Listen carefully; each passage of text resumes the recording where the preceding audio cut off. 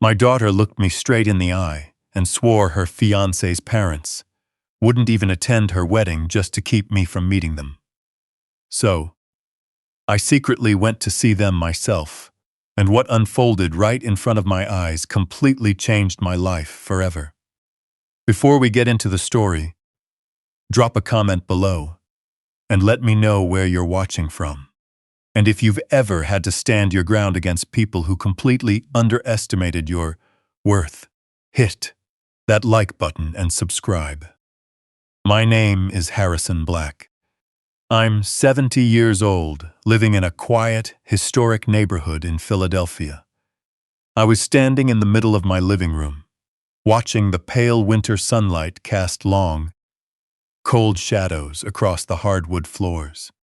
In my rough hands, I held a delicate glass ornament, a tiny silver angel my late wife, Diane, bought during our very first Christmas together. My hands are covered in calluses and scars, the lasting marks of a lifetime spent hauling heavy copper pipe and pouring wet concrete, building a massive commercial construction, and heating empire from absolute scratch. These hands felt far too clumsy and heavy for something so incredibly fragile. But I held it tightly, anyway, gently running my thumb over the silver wings. It had been 5 years since Diane passed away. Every December since she left, I would bring out these heavy cardboard boxes. It was a quiet ritual, a way to keep the warm memory of her alive in a house that felt far too big, quiet, and empty, without her laughter echoing through the halls.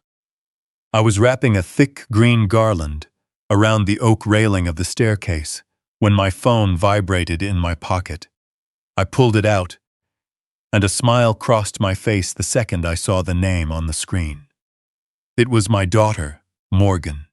She's 28, living a high-flying life in Manhattan, a life funded entirely by my sweat, blood, and endless sleepless nights.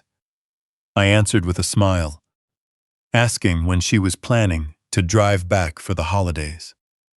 I told her I was just getting ready to hang that silver angel ornament she loved so much as a kid.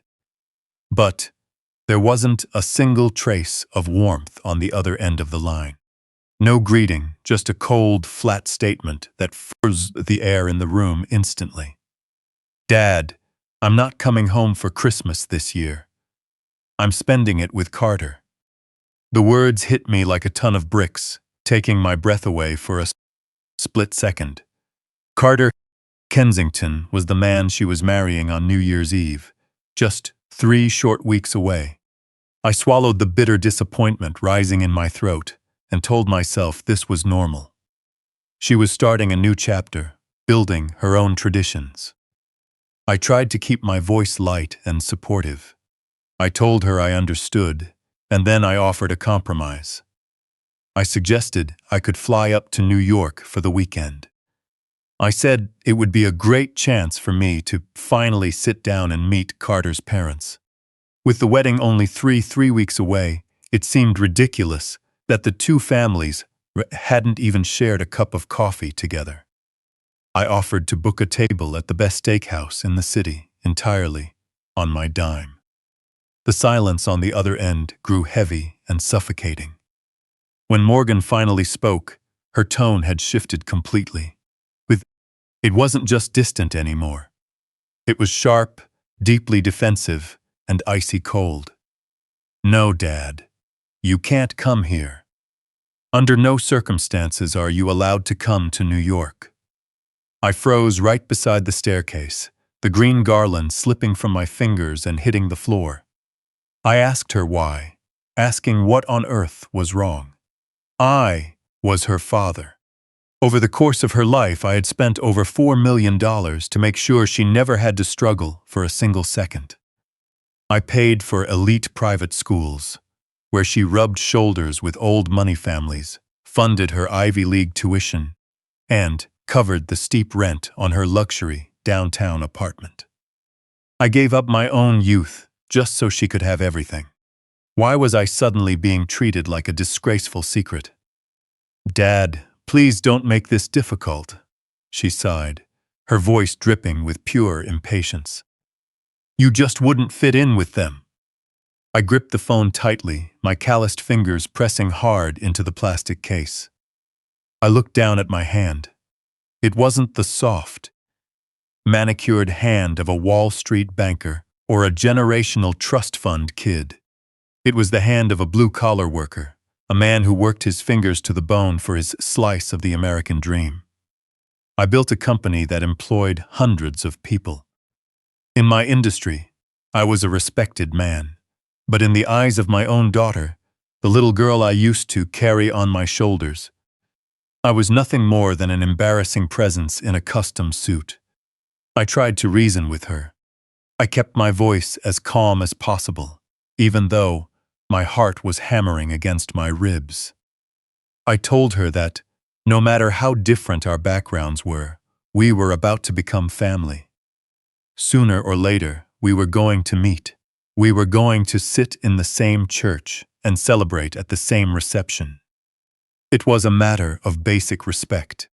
Morgan let out a harsh, bitter laugh that sounded nothing like the sweet girl Diane and I had raised. "Don't waste your breath coming to New York, Dad. It's a waste of time. Carter's parents aren't even attending the wedding, so there's no point in you meeting them." Before I could process the absolute absurdity of that statement, before I could ask why a prominent, wealthy family would casually skip their only son's wedding, the line went dead. She had hung up on me. I walked into the kitchen and poured myself a cup of black coffee. Standing by the window, I watched the frost forming on the glass, my mind drifting back to the early days of my business. I used to drive a rusty van with a broken heater, working 80 hours a week, coming home covered in fiberglass dust and industrial grease. I did it all willingly, just so Morgan could take private horseback riding lessons and wear fine clothes I could never afford when I was her age. I built a fortress of wealth to protect my family from the cold realities of the world. But standing there in that empty, echoing kitchen, sipping bitter coffee, a painful realization hit me. My wealth hadn't protected my relationship with my daughter. It had fueled her arrogance. It gave her the platform to look down on the very hands that fed her. And then there was this ridiculous lie about the wedding. A high society family skipping a New Year's Eve wedding. That was practically impossible. The Kensingtons were the kind of people who hired public relations teams to manage their dinner parties. They would never allow the social embarrassment of missing their son's wedding. Morgan was lying to me. She was using my love for her as a blindfold, lying straight to my face. I walked over to my desk and sat down in the heavy leather chair. Pulling open the drawer, I brought out a thick folder filled with wedding expenses I had already signed off on. Hundreds of thousands of dollars, transferred without me so much as blinking, all because I wanted to give my daughter the flawless dream day she always wanted. I signed those massive checks, but I knew almost nothing about the actual logistical details. Every time I asked about the catering, the venue, or the guest list, Morgan brushed me off, saying her wedding planner was taking care of all those boring details. My daughter had drawn a cruel line in the sand, but she severely underestimated me from crossing it. But she severely underestimated the man she was dealing with. I was not some foolish, lonely old man to be brushed off, appeased, and locked in a closet. I am Harrison Black. I built a massive empire out of dirt, sweat, and steel. If she thought she could shut me out of her life, treat me like a shameful outsider, all while quietly blowing through my life savings, she was dead wrong. I was going to find out exactly what was happening in New York. Even if I had to go down there myself, tear down her whole fabricated world, and expose the ugly truth. The kitchen fell into a dead silence. I stood motionless, staring down at my phone, as if it had suddenly turned into a venomous snake. The coffee in my mug had gone cold, matching the chill settling deep inside my chest. I slowly poured the bitter liquid down the sink, watching it swirl down the drain. My spacious stone colonial house felt like a museum of a past life that no longer existed. Leaving the kitchen, I walked slowly down the main hallway, my boots echoing loudly against the polished oak floors.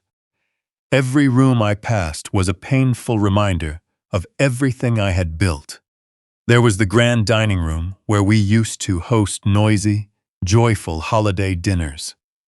The living room, half decorated with the garland I had dropped. And the photos hanging on the walls. There was a photo of Morgan as a toddler, sitting on my shoulders at a construction site. And another of her smiling brightly between Diane and me at her high school graduation. I ran my calloused thumb over the glass of a silver frame. I spent my entire adult life making sure my daughter never knew what hard times felt like. I worked endless double shifts in freezing winds, inhaling concrete dust, just so she could sleep peacefully. I shielded her from the harsh realities of the world, and now she was using that very privilege to lock me out of her life. I walked into the formal sitting room and sat down heavily on the edge of a velvet armchair. My mind began calculating the staggering financial contributions I had made over the past decade. It was a habit from my years in business, running numbers to assess a loss. Since Morgan turned 18, I had invested over $4 million into her life. I paid her full Ivy League tuition. When she graduated and decided to live in Manhattan, I didn't hesitate. I rented a luxury high-rise apartment for her, covering the astronomical monthly rent so she could focus on her unpaid internship in the fashion industry. Whenever she maxed out her credit cards at designer boutiques, I cleared the balances. I funded her lavish European vacations because she claimed she needed to broaden her cultural horizons. I never complained. I never held the money over her head. I always believed that providing a rock-solid foundation for her ultimate success was my solemn duty as a father. I wanted her to be a sophisticated woman, someone who could walk into any room and command respect. But it never occurred to me that she would use that sophisticated upbringing to look down on the man paying the bills.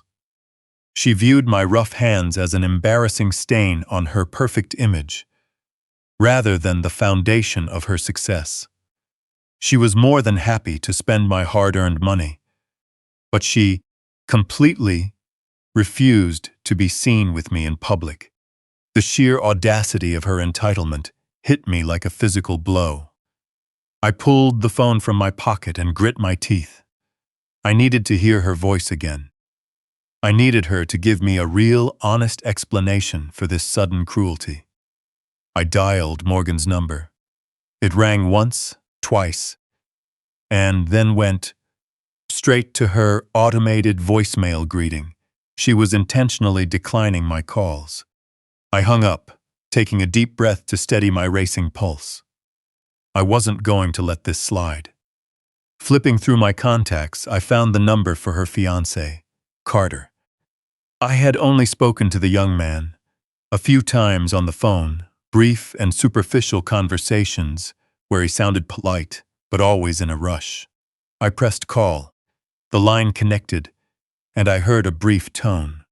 Before the second ring could even start, the call was abruptly ended. A message popped up on the screen, indicating the call could not be completed. He had blocked me. Carter Kensington, a man I had never officially met in person, a man whose upcoming wedding I was funding with a massive fortune, had the absolute nerve to block my phone number. That realization sent a fresh wave of cold fury through my veins. They were working together. They were actively plotting to keep me completely isolated and in the dark back in Philadelphia, while they played house with my money in New York. My daughter and her future husband viewed me as an inconvenience, someone to be managed and discarded at their convenience. I stood up from the armchair and walked straight down the hallway into my private study. It was a traditional room filled with dark mahogany bookshelves, rolled-up architectural blueprints, and the faint scent of old paper. Walking over to the heavy oak desk, I pulled open the top right drawer. Inside was a stack of mail and documents I had set aside earlier. I pulled out a high-end lifestyle magazine Morgan had sent me 2 months ago, featuring a spread announcing her engagement. At the time, I had only glanced at their photos in Central Park, feeling a simple sense of pride. But now, driven by a sharp investigative instinct, I opened the magazine and began carefully reading the actual text. I scanned through the paragraphs detailing their romance and future plans until my eyes locked onto a section specifically describing Carter's family background. The article didn't just describe Richard and Patricia Kensington as successful professionals. It painted them as absolute pillars of elite New York society. They were prominent philanthropists, served on the boards of major museums, and were heirs to a massive old money fortune. They hosted lavish galas, and their faces frequently appeared in high society social registries. I stared at the glossy paper, my mind racing as the logical gears turned. The pieces of Morgan's story collided with each other, revealing a massive, glaring contradiction. My daughter had just told me that Carter's parents were going to completely skip their only son's wedding. But people like Richard and Patricia Kensington, whose entire existence revolved around public image, social networking, and maintaining a flawless reputation, would never simply skip a milestone event like a wedding. It would be a massive social scandal. In their circles, it would be complete social suicide. Such a blatant absence would invite endless gossip and speculation, the exact thing people of their standing spent millions trying to avoid. Morgan's excuse didn't make any sense at all. Why would a family obsessed with public perception willingly miss their only son's wedding? The answer was simple, yet chilling. They weren't skipping the wedding. The ceremony was happening exactly as planned, and the Kensingtons would undoubtedly be there. I was the only parent being systematically excluded. I slowly closed the magazine and laid it flat on my desk. The plausible lie my daughter had constructed had completely shattered under the weight of basic logic. The question was no longer whether she was lying to me. The real question was why she was going to such extreme, desperate lengths to keep me completely hidden from her new family. The next morning, the loud crunch of tires on my gravel driveway shattered the heavy silence of my house. I was sitting at the kitchen island, staring down at another cold cup of coffee, when I heard the deep, distinct rumble of a high-performance engine. I stood up and walked over to the bay window. Parking right near the front steps was Morgan, stepping out of a brand-new Porsche Macan. The sleek black paint sparkled in the pale winter sun, a stark contrast to the worn but reliable pickup trucks I had driven my whole life. I watched as she slammed the driver's side door shut. Her movements carried a frantic, scattered energy that immediately put me on high alert. Before I could even make my way out of the kitchen, the heavy oak front door was pushed open. Morgan rushed into the foyer, tossing her designer handbag onto the entry table. Her face was flushed. Mascara slightly smudged beneath her eyes, and her breath came in short gasps. It was the absolute picture of a young woman in deep distress. She looked up and caught sight of me standing at the end of the hallway. Without a word of greeting, without any of the icy resistance she had shown on the phone just 12 hours earlier, she let out a broken sob and practically threw herself into my arms. Pure instinct took over, and my rough hands caught her, wrapping around her trembling shoulders. She buried her face into my chest, her tears soaking right through my flannel shirt.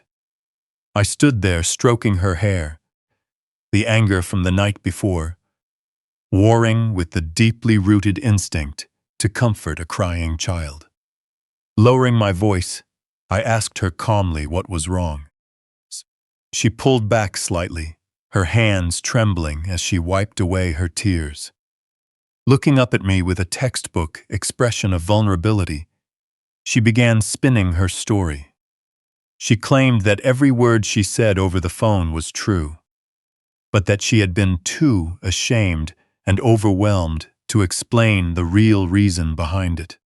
According to Morgan, Carter's parents were nothing like the respectable, polished socialites portrayed in the magazine. She claimed they were absolute monsters, describing Richard and Patricia Kinston as deeply toxic, narcissistic, and manipulative people who used their vast wealth to control every aspect of their son's life. She told me they had threatened Carter, saying that if he didn't marry a woman from their specific social circle, someone with generational lineage, rather than a father who worked with his hands, they would cut him off financially forever. Morgan sobbed harder, explaining how Carter had bravely stood up to them. She claimed he had completely severed all ties with his family just to be with her, giving up a massive inheritance to protect their future. She painted a vivid, heartbreaking picture of a young couple fighting against the cruel elitism of high society because she was terrified. She said the reason she snapped at me on the phone was because I was terrified. She was afraid that if I reached out to them, or if I showed up in New York, the Kensingtons would use their power and influence to destroy the quiet, peaceful life she and Carter were desperately trying to build. I listened to every single word, feeling the heavy weight of her tears. But as she spoke, a quiet, persistent voice echoed in the back of my mind. It was Diane, my brilliant, deeply perceptive wife. I remembered a conversation we had in this very hallway when Morgan was a teenager, right after she had crashed her first car and came crying to me to lift her punishment. Diane had looked at me with a mix of love and deep resignation, telling me I was a brilliant businessman, a shark in the boardroom, but completely blind when it came to Morgan. She warned me that I was raising a girl who knew exactly how to weaponize my fatherly guilt. She had said, "Your weakness for Morgan's tears will eventually be your absolute undoing." Standing there, holding my weeping 28-year-old daughter, Diane's warning echoed louder than ever. I pushed the memory aside and focused entirely on the woman in front of me. Morgan took a deep, shaky breath, looking me straight in the eye. What she said next was delivered with such raw, painful sincerity that it almost shattered my resolve. She told me she was keeping me away to protect me. She said she knew how proud I was of my blue-collar roots and how hard I had worked to build my company from nothing. She claimed she couldn't bear the thought of people like the Kensingtons looking down on me. According to her, they despised the working class, viewing anyone without a trust fund as complete dirt. She insisted that if I came to New York to meet them, they would only humiliate me to my face with their vicious, elitist words. She said she was willing to sacrifice, having her own father walk her down the aisle, just to spare me from that kind of crushing humiliation. She wrapped her entire betrayal in a veil of selfless, devoted love. It was a masterclass in emotional performance, precisely targeting every soft spot I had as a father, a man who had spent his whole life trying to shield his family. A sudden, fierce rage ignited inside my chest, the protective anger of a parent hearing that his child was being tormented by arrogant snobs. I wanted to drive straight into Manhattan and tear the Kensingtons apart for making my daughter cry. I pulled Morgan close, resting my chin on her head. I told her everything would be fine, and that I wouldn't let anyone treat her like that. I murmured comforting words, reassuring her that her act had worked flawlessly. But as I held her and patted her back, my gaze drifted over her shoulder, landing directly on the wooden surface of the entry table. It was where Morgan had carelessly tossed her belongings when she rushed inside. Lying right beside her expensive leather handbag were the keys to her new Porsche. Attached to the heavy key ring was a thick, premium black leather strap. Deeply stamped into that leather, in bold gold foil letters, was the official corporate logo of Kensington Holdings. The very family she had just sworn Carter had cut all financial and emotional ties with. My heart sank as the truth rushed over me. My daughter was a master manipulator, playing me for a complete fool in my own home. She had driven here in a corporate vehicle belonging to the very people she claimed to despise. Her tears were nothing more than a carefully calculated distraction, designed to keep me safely tucked away in Philadelphia. I kept holding her, matching her fake warmth with my silent deception. I knew right then that I couldn't trust my own flesh and blood anymore. Gently loosening my grip on her shoulders, I stepped back, keeping my expression entirely neutral. Morgan sniffled, wiping the corners of her eyes with the sleeve of her expensive cashmere sweater. Looking around the luxurious foyer of the house I built with my own two hands, she deliberately avoided eye contact as she continued refining her story. She let out a long, trembling sigh, playing the role of an exhausted, heartbroken bride to perfection. She told me the overwhelming pressure from Carter's parents had become completely unbearable. According to her, Richard and Patricia Kensington were threatening to turn the entire wedding into a grand, humiliating spectacle. They demanded absolute control over the guest list, venue, and catering, trying to transform the most special day of her life into a shallow networking event for their wealthy business partners.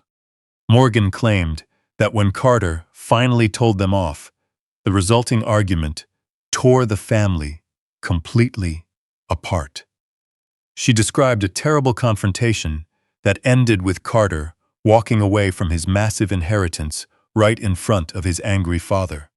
She said, the emotional toll had ruined the joy of planning a big, traditional wedding, leaving her dream celebration forever tainted by their toxic influence. Because of all this awful drama, she explained, they had made the extremely difficult decision to cancel the large reception entirely. She looked up at me with wide, pleading eyes, hoping I would understand the drastic shift in their plans. She said they were now planning a micro-wedding with just 20 of their closest, most supportive friends, gathering at a small, rented cabin in a remote area of upstate New York. She painted a picture of a quiet, rustic ceremony in the snow on New Year's Eve. Far away from the judgment of high society, she swore to me that no parents were allowed at this new private gathering. Emotionally, she insisted that I wasn't the only one excluded. It was a blanket rule to ensure the Kensingtons wouldn't crash the event and ruin their peaceful evening. Reaching out, she grasped my calloused hands, squeezing them tightly. She promised that once the dust settled and the holidays were completely over, the three of us would have our own private celebration. She suggested taking me out to my favorite upscale steakhouse in Philadelphia during the second week of January to properly mark their marriage. She begged me to stay home, enjoy a quiet Christmas, and give them the much-needed space required during this incredibly stressful transition. It took every ounce of discipline I possessed not to let my face harden into a mask of pure anger. Looking at my daughter, a deceitful stranger wearing Morgan's face, I managed to squeeze out a gentle, understanding smile. I told her I completely understood her situation. I assured her that her mental health and peace of mind were the most important things in the world to me. If a quiet cabin in the freezing woods was what she and Carter truly needed to be happy, she had my absolute blessing. A wave of visible relief washed over her features. Her tense shoulders dropped, and the fake anxiety melted out of her posture. She genuinely believed her performance had worked, assuming she had successfully handled the naive old man standing before her. Throwing her arms around my neck one last time, she profusely thanked me for being so incredibly understanding and supportive. She grabbed her designer handbag from the entry table, picked up the keys, and carefully concealed the heavy leather key fob inside her slender palm. I slowly escorted her to the heavy oak front door, playing the loving, accepting father to the very end. I opened the heavy door and stepped onto the broad stone porch, pulling my worn flannel shirt tight against the biting winter cold. I watched Morgan practically skip down the concrete steps, her gloomy mood completely transformed now that she had secured my absence. She walked confidently toward her sleek black Porsche Macan. The luxury vehicle she had previously claimed was a cheap, second-hand deal bought with her own hard-saved money. I stood motionless on the porch, my eyes narrowed as I tracked her movements. She opened the driver's door and slid into the rich leather interior. The powerful, high-performance engine roared to life, blasting a cloud of thick white exhaust into the freezing morning air. Rolling down her tinted window, she offered a bright, carefree wave before shifting the expensive car into drive. As she pulled forward, skillfully using my wide circular driveway to turn the heavy luxury SUV around, the rear of the vehicle came directly into view. For a 70-year-old man, my vision is exceptionally sharp. I spent 40 years inspecting intricate architectural details under harsh conditions, checking microscopic structural welds, and reading complex municipal blueprints. My eyes naturally gravitate toward the smallest, most easily overlooked elements in any environment. As the gleaming black Porsche accelerated smoothly toward the tall stone gates of my property, my gaze locked onto the shiny silver license plate mounted on the rear bumper.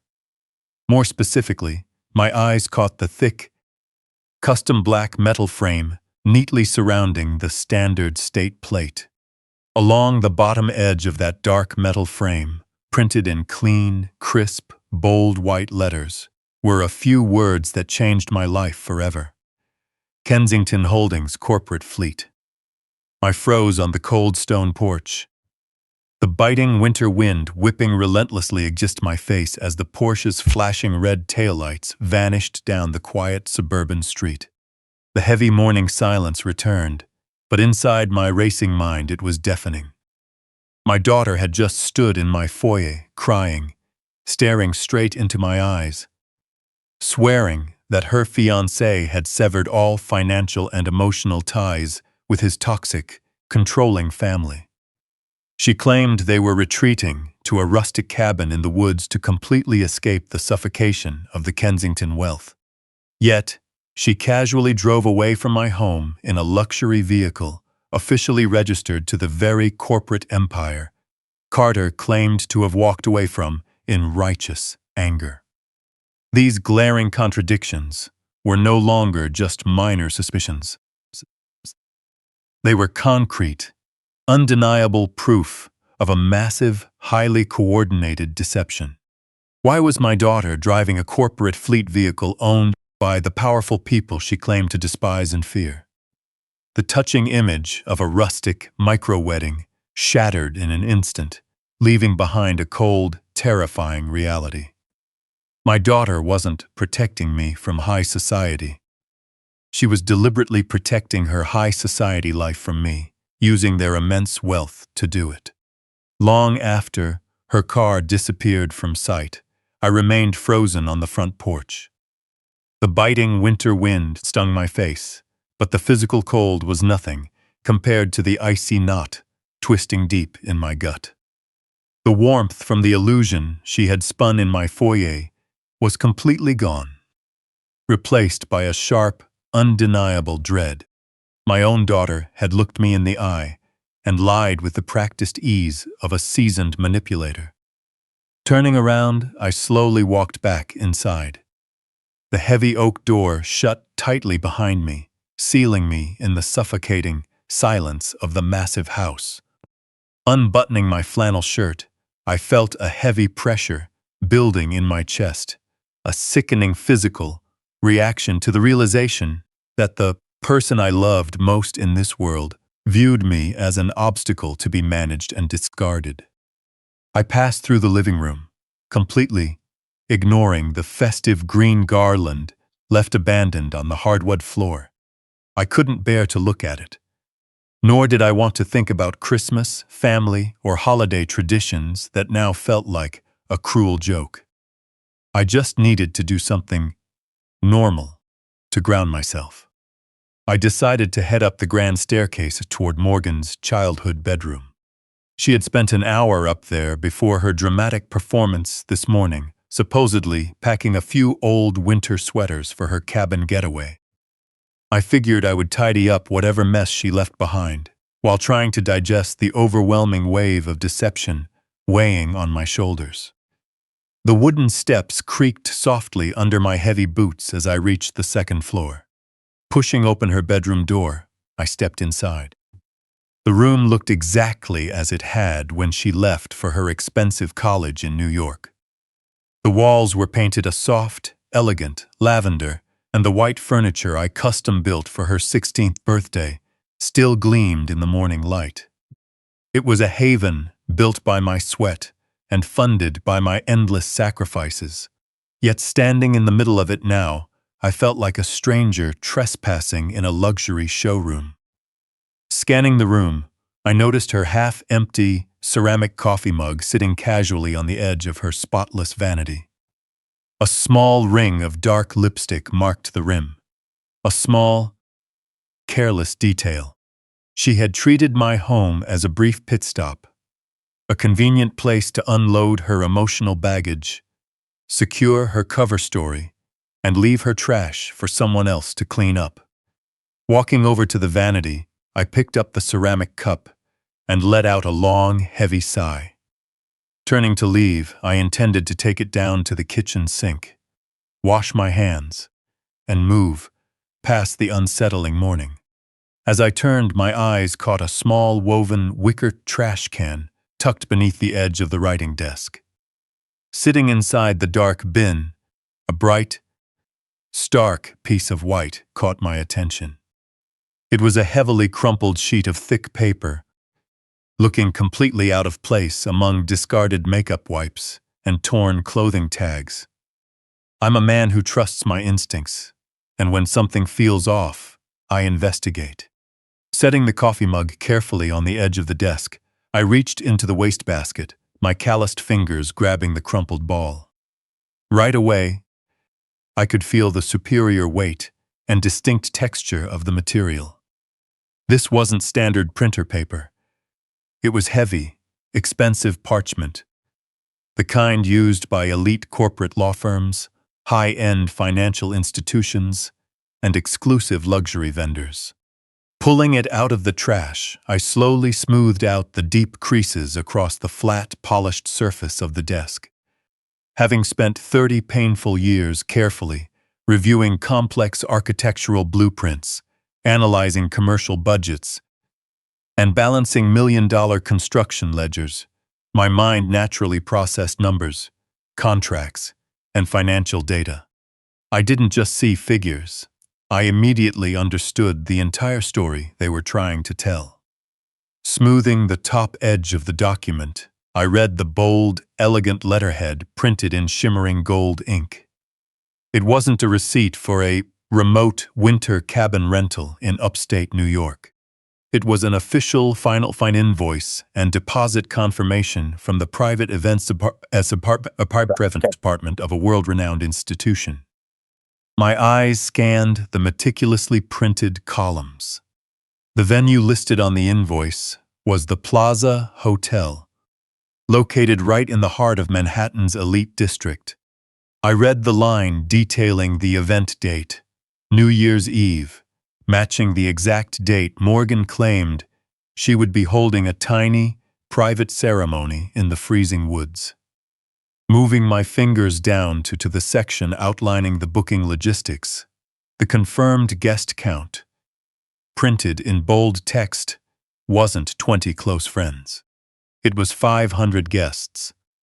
500 elite individuals invited to celebrate a grand, extravagant wedding gala in one of the most famous, expensive ballrooms in the world. As my eyes hit the final financial breakdown at the bottom of the page, my chest tightened. The catering, premium open bar, custom floral arrangements, live orchestral entertainment, and ballroom rental fee were all meticulously itemized. The total cost for this lavish one-night high society celebration came to a staggering $500,000. I stared at those bold numbers, breathless from the sheer scale of the lie. But the most devastating detail wasn't the venue, the massive guest list, or even the astronomical price tag. The most chilling piece of information sat at the bottom right corner of the document. There, on the line designated for the primary financial sponsor, was a sharp, confident signature penned in dark ink, authorizing a $250,000 non-refundable deposit to secure the grand ballroom. As I stared blankly at those cursive letters revealing the undeniable identity of the secret event backer, a sudden wave of nausea washed over me. I read the elegantly written name out loud, my voice breaking the heavy silence of the bedroom. Patricia Kensington. My daughter had fabricated a story about a fake micro-wedding simply to cover up a lavish gala, fully funded and controlled by her new mother-in-law. The name stared back at me from the crumpled parchment, mocking every sacrifice I had ever made for my child. Patricia Kensington. The ink was dark and the strokes decisive. The signature of a woman accustomed to buying whatever she wanted. Dropping the thick paper onto the vanity, I slowly backed away, my chest heaving as if the air had been sucked out of the room. The physical toll of the betrayal was a deep, cold emptiness radiating from my stomach to my fingertips. Just hours ago, my daughter had looked me in the eye, shedding tears, while claiming she was desperately trying to protect me from a toxic family. She had spun a tragic tale of a young couple retreating to a remote cabin to escape high society.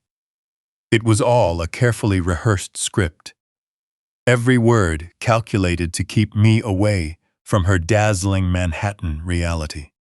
Standing in the middle of the room I had paid for, surrounded by the furniture I bought,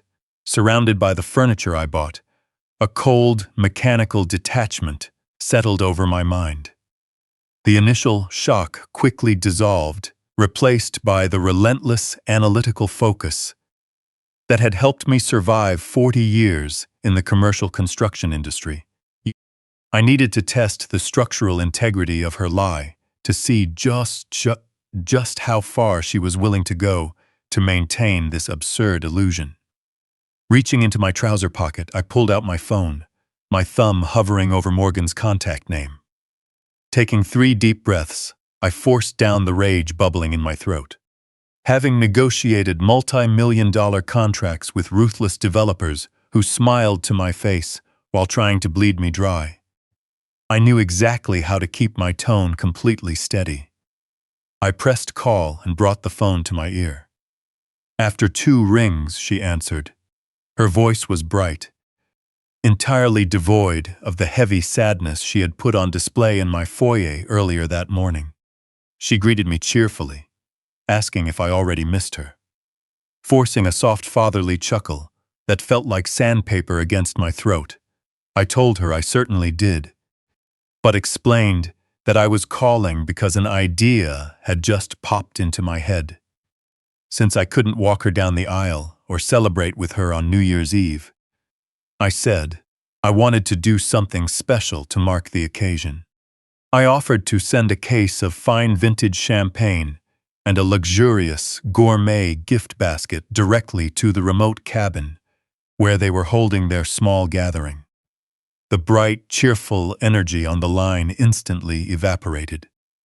A heavy, awkward silence stretched between us, broken only by the faint hum of Manhattan traffic filtering through her end of the connection. I waited patiently, letting the silence do its work. When she finally ceased, her voice was noticeably tight and slightly higher in pitch. She stammered that it was a very sweet gesture, but completely unnecessary. I pressed further, maintaining an extraordinarily warm and supportive tone, insisting it was the absolute least I could do for my only daughter on her wedding day. I simply asked for the exact address of the rented cabin so I could coordinate delivery with a private courier service.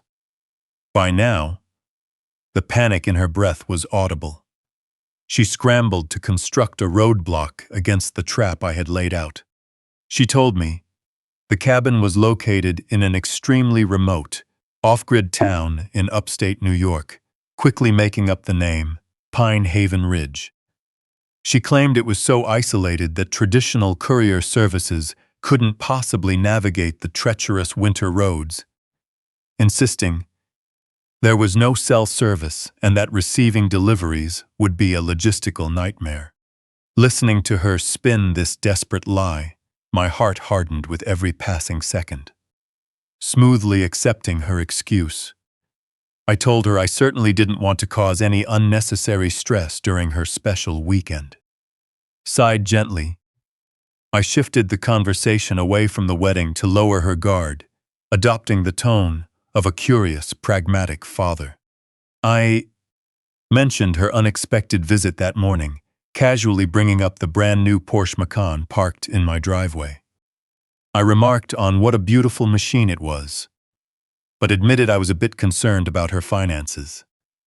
Gently, I asked how she and Carter were managing such a massive automotive expense if they had truly cut all ties with the Kensington fortune. The second trap snapped shut. Morgan didn't hesitate. Lying had become a fluid, reflexive habit for her. Letting out a dismissive laugh, she assured me I had nothing to worry about. She claimed the luxury car was actually a heavily discounted, pre-owned deal she had miraculously found at a wholesale dealership in New Jersey, emphasizing that she bought it entirely with her own savings from the past 3 years. She even made up a story about aggressively negotiating with the salesman to ensure the monthly payments fit comfortably within her fashion industry salary. Listening to her articulate this detailed black leather fantasy, the image of the heavy holding key fob stamped flashed through my mind.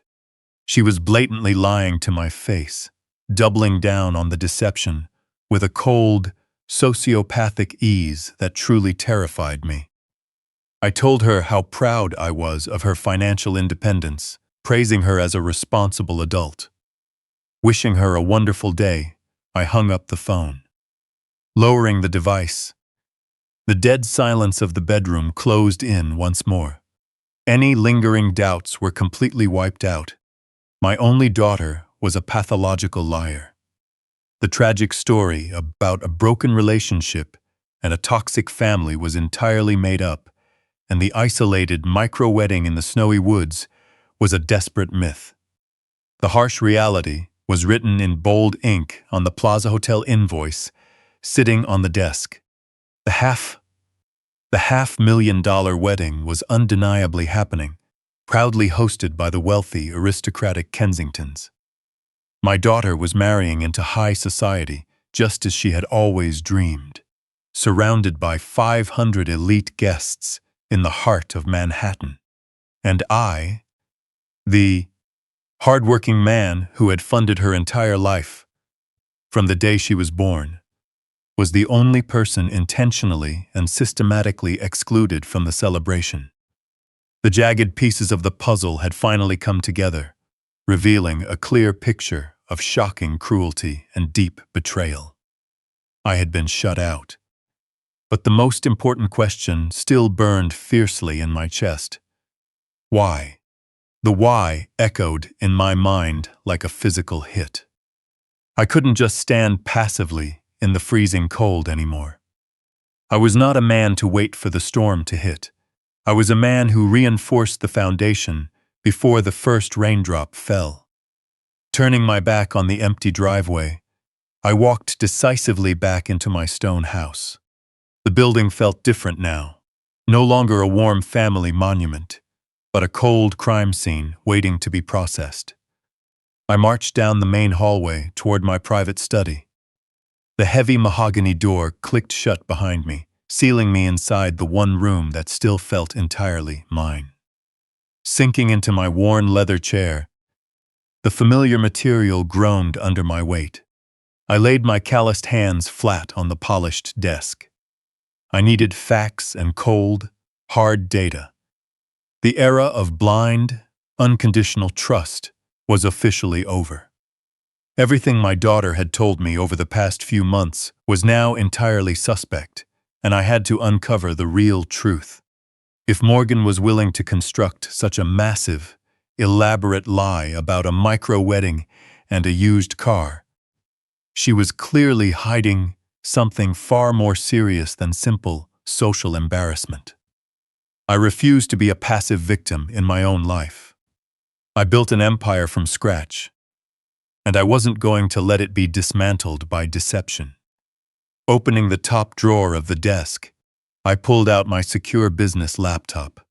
As the machine booted up, greens illuminated the dim room, my thoughts drifted back to the day I established Morgan's trust fund. It was shortly after Diane passed away. Consumed by a deep, suffocating grief, my instinctive reaction had been to protect our only child from the harsh realities of the world. I remembered sitting in a sleek downtown law firm, signing documents to deposit millions into an irrevocable trust, designed specifically to ensure that no matter what happened to my construction business, Morgan would never experience a single day of financial hardship. Here is the continuation of the story, written in natural, smooth American English, optimized for a captivating YouTube voiceover, keeping all details intact while staying safe for AI voice TTTS engines. I built that account with extreme precision. The principal balance was tightly locked, heavily shielded by ironclad terms, but the interest generated was more than enough to fund a deeply luxurious lifestyle. I handed her the golden key to an easy life, placing my total trust in her to honor the incredible sacrifices it took to build that wealth. Now, as I typed my complex password into the bank's secure portal and verified my identity, that generous trust fund felt like a terrible, blinding mistake. I needed to see exactly what she was doing with my money, because her story was rapidly falling apart under basic scrutiny. The bank dashboard appeared on the bright screen. Skipping my personal checking account and my company's massive operating accounts, I navigated straight to the Wealth Management tab and opened Morgan's specific portfolio. specific portfolio. At first glance, everything looked completely normal. The principal balance was entirely intact, sitting right where it was supposed to be. Monthly interest payouts were flowing steadily into her private checking account, providing the generous allowance I had never questioned. Leaning back in my chair, I let out a long, shaky breath. For a foolish second, I thought maybe I had overreacted. Maybe her lies were just the desperate actions of an insecure young woman trying to impress her wealthy new in-laws. Maybe she really was just terrified of them judging my rough hands and simple, working-class background. But my instincts, honed over decades of spotting fatal flaws hidden in massive construction blueprints, refused to let me close the laptop. When the surface looks too perfect, rot is usually hiding deep within the support beams. Leaning forward again, I opened the detailed transaction history. Instead of looking at cleared funds, I navigated straight to the administrative tab, a restricted zone, detailing system alerts and internal security communications. My eyes scanned the digital logs over the past 90 days. Buried beneath routine transfers and automated tax notices, a flashing red alert caught my eye. The notification was dated exactly 2 weeks ago. Clicking on the digital file, I opened a detailed internal memo sent by the senior wealth director managing our account. As I read the formal banking language, the blood ran cold in my veins. The document detailed a formal, highly aggressive request initiated by Morgan and a secondary legal representative I didn't recognize. Supported, they were attempting to use the locked principal balance of her trust fund as collateral to secure a massive commercial line of credit. I read the numbers again, my vision blurrings, and slightly under the sheer weight of their audacity. They were trying to unlock $8 million in liquid capital. The bank had flagged the transaction as highly suspicious and flatly rejected the request, explicitly citing the strict protective clauses I had personally enforced when establishing the trust.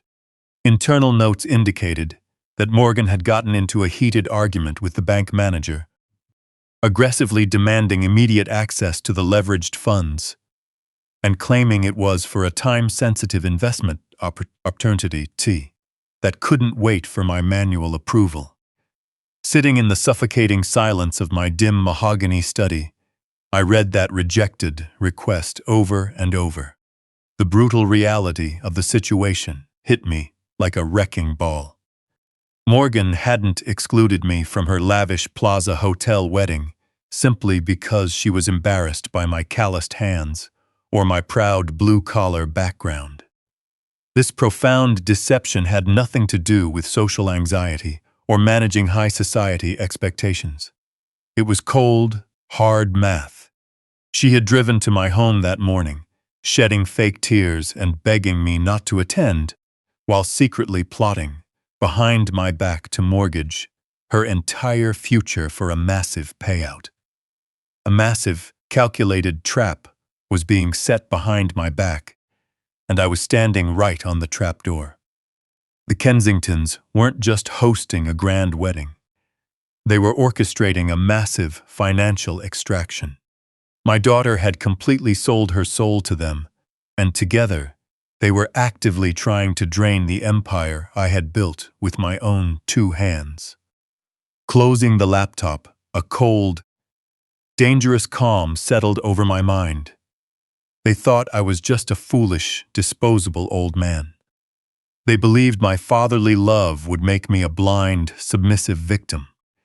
They were fundamentally wrong. They had awakened the fierce protective instincts I usually reserved for brutal corporate negotiations.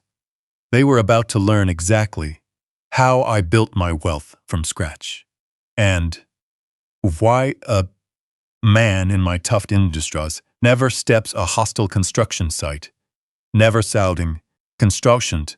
See plan to level the playing field, perfectly executed contingency plan, to level, sitting in the heavy silence of the study. The glowing laptop screen cast long shadows across the mahogany desk. An overwhelming urge burned inside me to grab the phone, scream at my daughter, and demand an immediate explanation for this shocking betrayal. Confrontation is a father's natural reaction when a child strays off course. But I forced that instinct down, burying it beneath 40 years of hard-nosed business experience. Confrontation is an amateur's mistake.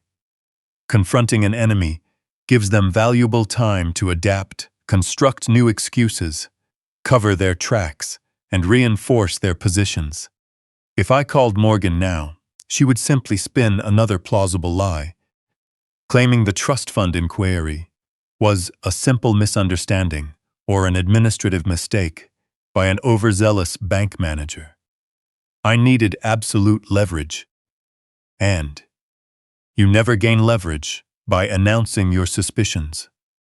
You gain leverage by staying completely silent while quietly dismantling their foundation. I snapped the laptop shut. The era of parental leniency was officially over. The Kensingtons had chosen to target my family, my money, and my life's work. They had weaponized my daughter against me.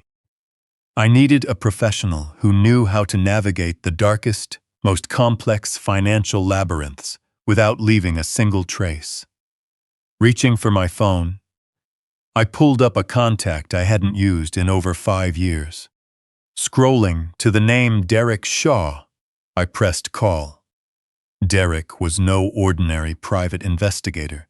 He didn't waste time taking blurry photos of unfaithful spouses or tracking down runaway teens. He was a cold, brilliant forensic accountant who had traded his corporate cubicle for the lucrative world of high-stakes corporate intelligence. I had hired him specifically to audit suspicious subcontractors, unravel complex networks of offshore holding companies, and dig up financial dirt on competitors trying to undercut me on bids.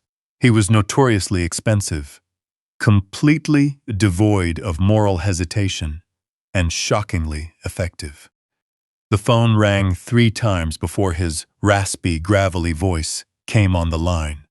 Skipping the pleasantries, I told him I needed his specific skill set immediately, with 0 budget limit. I gave him an address to a run-down, obscure 24-hour diner in an industrial suburb of Philadelphia. A place no one in my normal social circle would ever stumble upon. I told him to meet me there in exactly 1 hour. Grabbing my heavy wool coat, I locked up the study and stepped out into the freezing winter afternoon.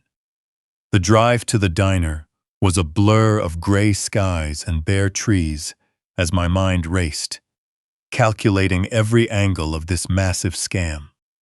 Pulling into the cracked, potholed parking lot, I spotted Derek sitting inside an inconspicuous black sedan. We walked into the diner separately, taking a booth in the farthest corner, far away from the greasy windows. The air smelled of stale coffee and burnt bacon. Derek sat across from me, his sharp, calculating eyes tracking my every move. Reaching into the inner pocket of my coat, I didn't even bother ordering anything from the tired waitress who briefly approached our table. I pulled out a thick manila envelope and set it down firmly on the scratched laminate tabletop, sliding it across to him. Derek unsealed it and carefully slipped the contents onto the table. I watched him examine the crumpled piece of high-end parchment I had retrieved from Morgan's trash can, his eyes scanning the elegant gold letterhead, the massive guest count, and the staggering $500 price tag. Tapping a heavy finger near the bottom right corner, I highlighted Patricia Kensington's sharp, confident signature. Next, I handed him a folded piece of paper containing the exact license plate number of the sleek, black Porsche Macan my daughter was driving.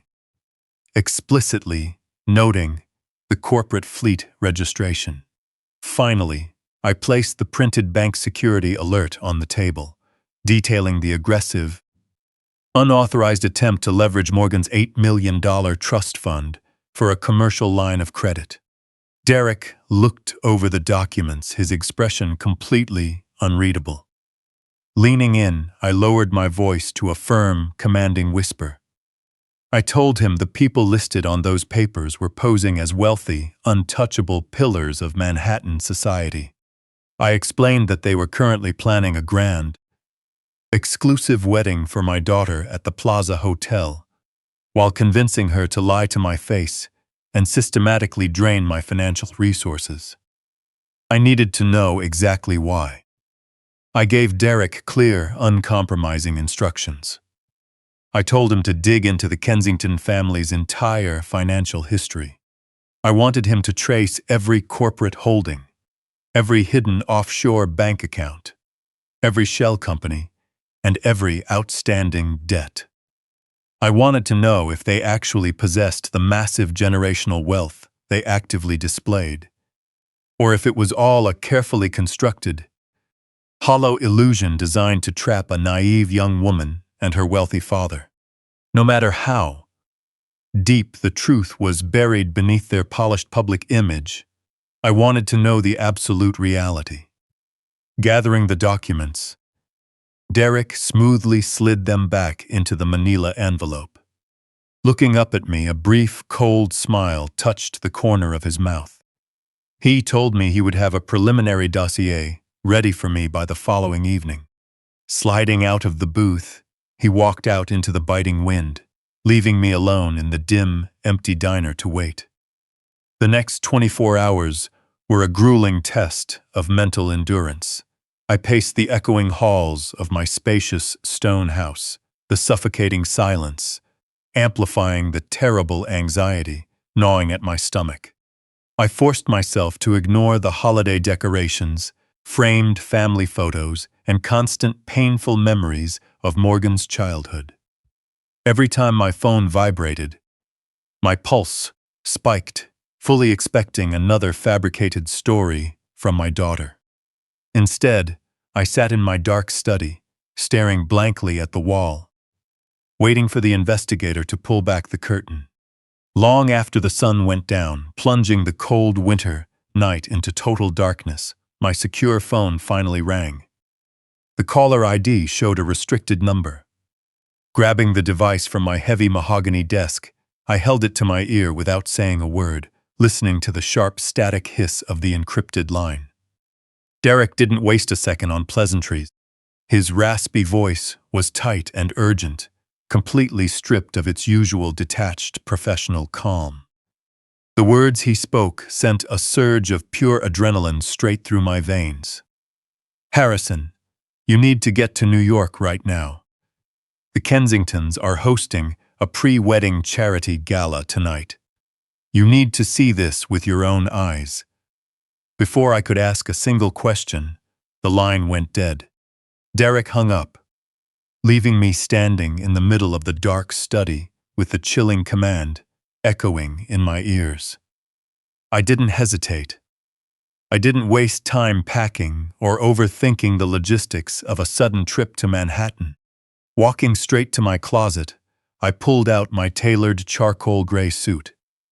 The exact suit I wore when negotiating tough municipal contracts or facing aggressive corporate developers. I intentionally chose not to wear a tuxedo. I was fully aware that a high society charity gala in New York City strictly required black tie attire. But I had no intention of conforming to their rigid, elitist expectations. That dark wool suit was the armor of a self-made man, a stark, uncompromising reminder of who I was and how I built my empire. Buttoning my crisp white shirt and adjusting a simple silk tie, I walked out the front door.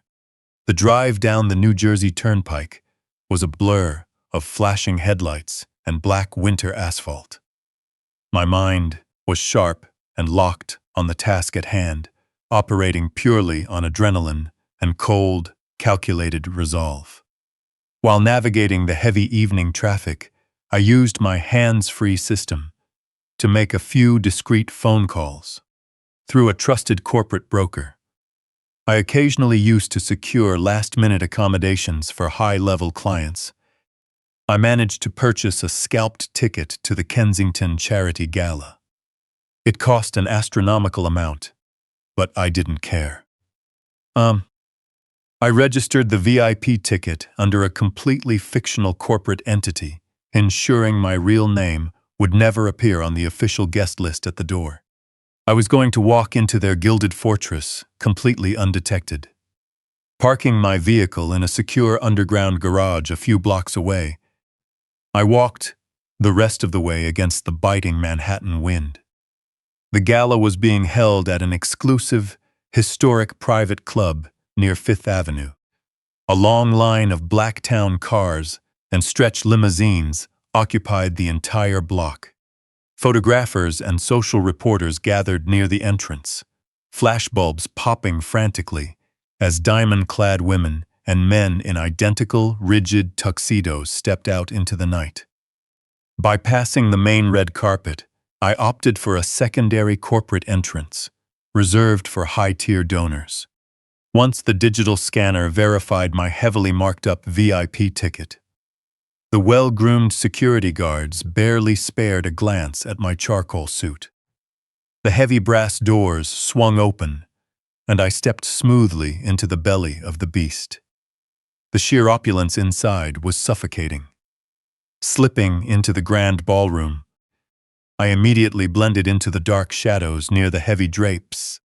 I stood motionless, a silent, invisible ghost observing the world my daughter had desperately lied to enter.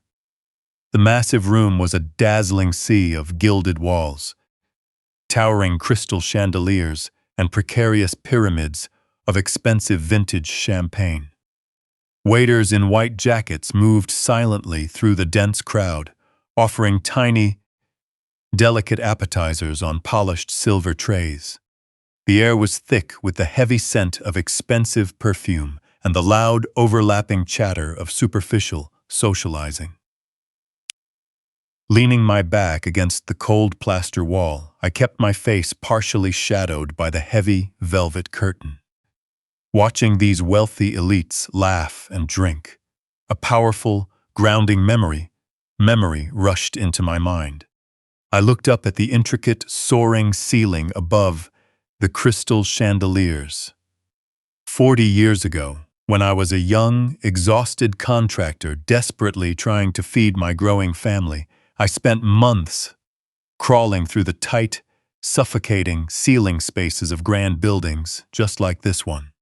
I remembered the intense heat of the welding torch and the heavy metallic smell of fresh aluminum, leaving a layer of gray dust permanently settled into the deep lines of my palms.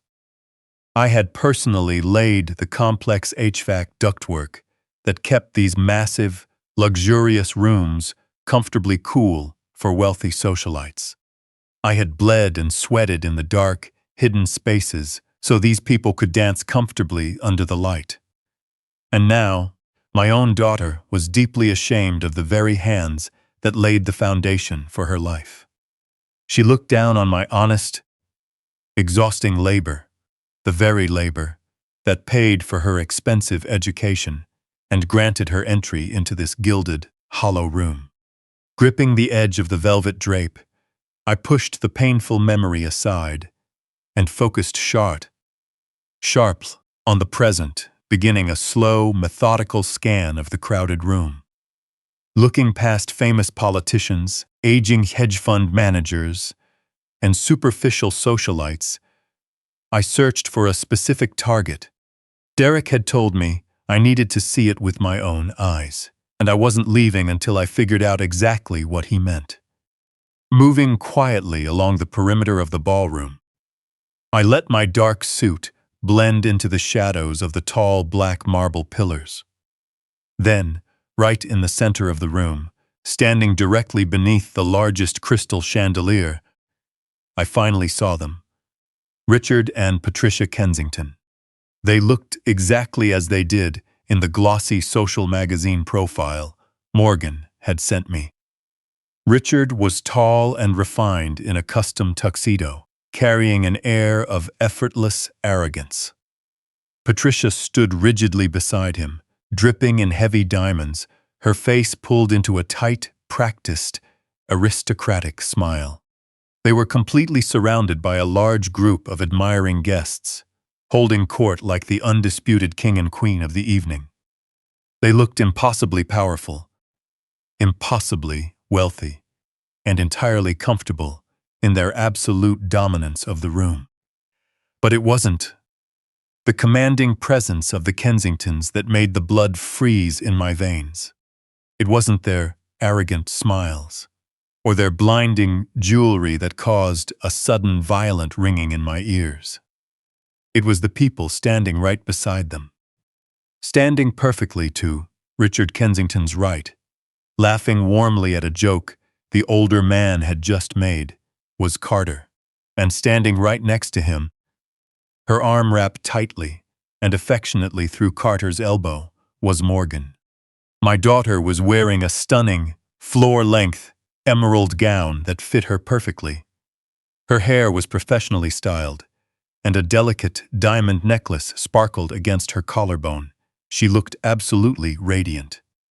She leaned forward, placing a gentle, familiar hand. She leaned forward on Patricia Kensington's arm as they shared an intimate laugh.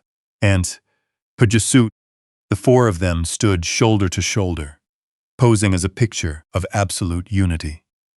They were taking professional photos, smiling brightly for social media cameras, raising champagne glasses in toasts, and introducing each other to passing dignitaries.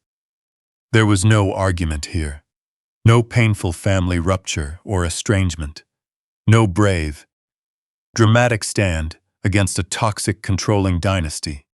And there was certainly no rustic micro-wedding being planned in a freezing cabin in upstate New York to escape their terrible influence. It was a picture of absolute perfection, a deeply united, loving family, happily celebrating an upcoming grand wedding together. The truth hit my chest with the brutal force of a derailed freight train. My daughter hadn't been cast out of this family.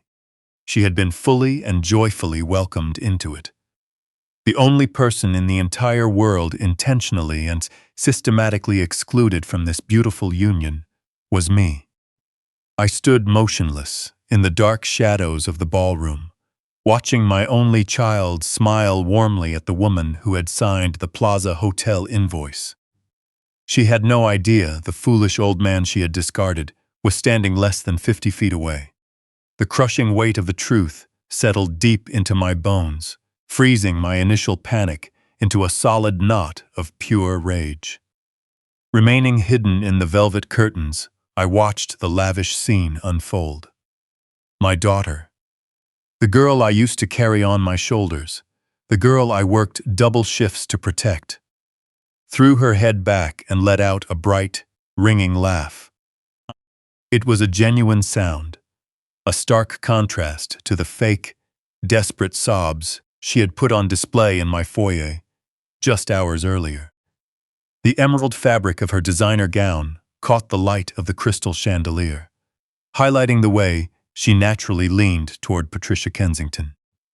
They looked like lifelong friends, bound together by vast wealth and shared secrets. There was no tension, no embarrassment, and no bitter estrangement. The elaborate narrative Morgan had spun about a brave young couple fighting against high society monsters was a carefully calculated illusion. The reality was standing right in front of me, sipping champagne and posing for photographers.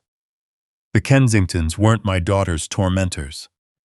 They were her willing accomplices. They had welcomed her into their gilded fortress with open arms, and together they had locked the iron gates to keep the working-class father, who paid the toll firmly, on the outside. This profound betrayal didn't break my spirit.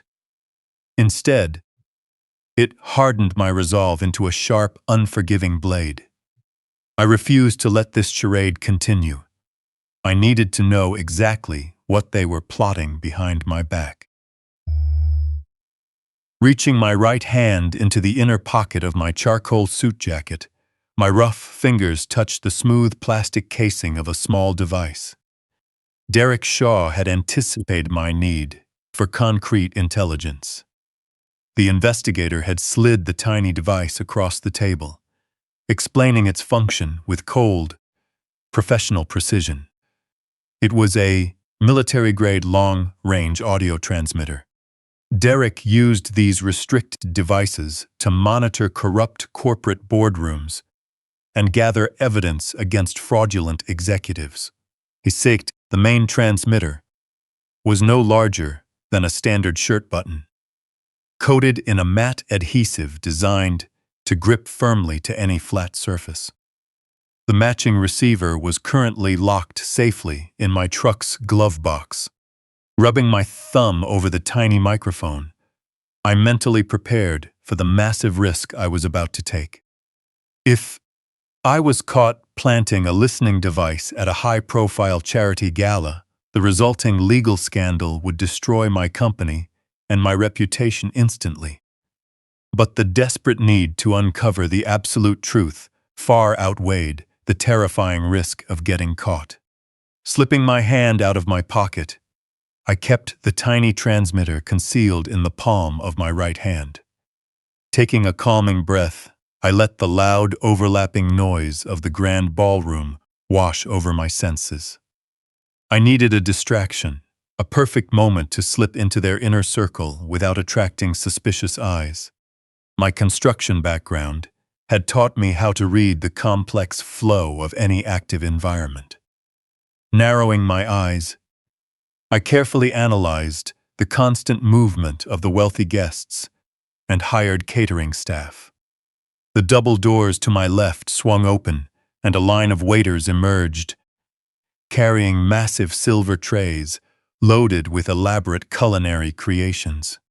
Moving in a fast, practiced formation, they cut a path through the dense crowd directly towards the central VIP area where the Kensingtons were holding court.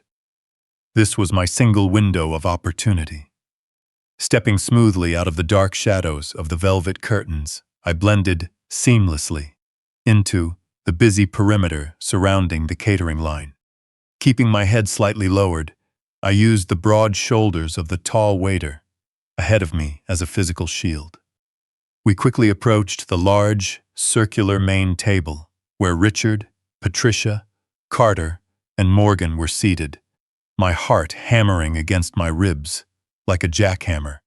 I was close enough to smell the rich floral notes of my daughter's expensive perfume, close enough to hear the sharp clinking of their crystal champagne flutes.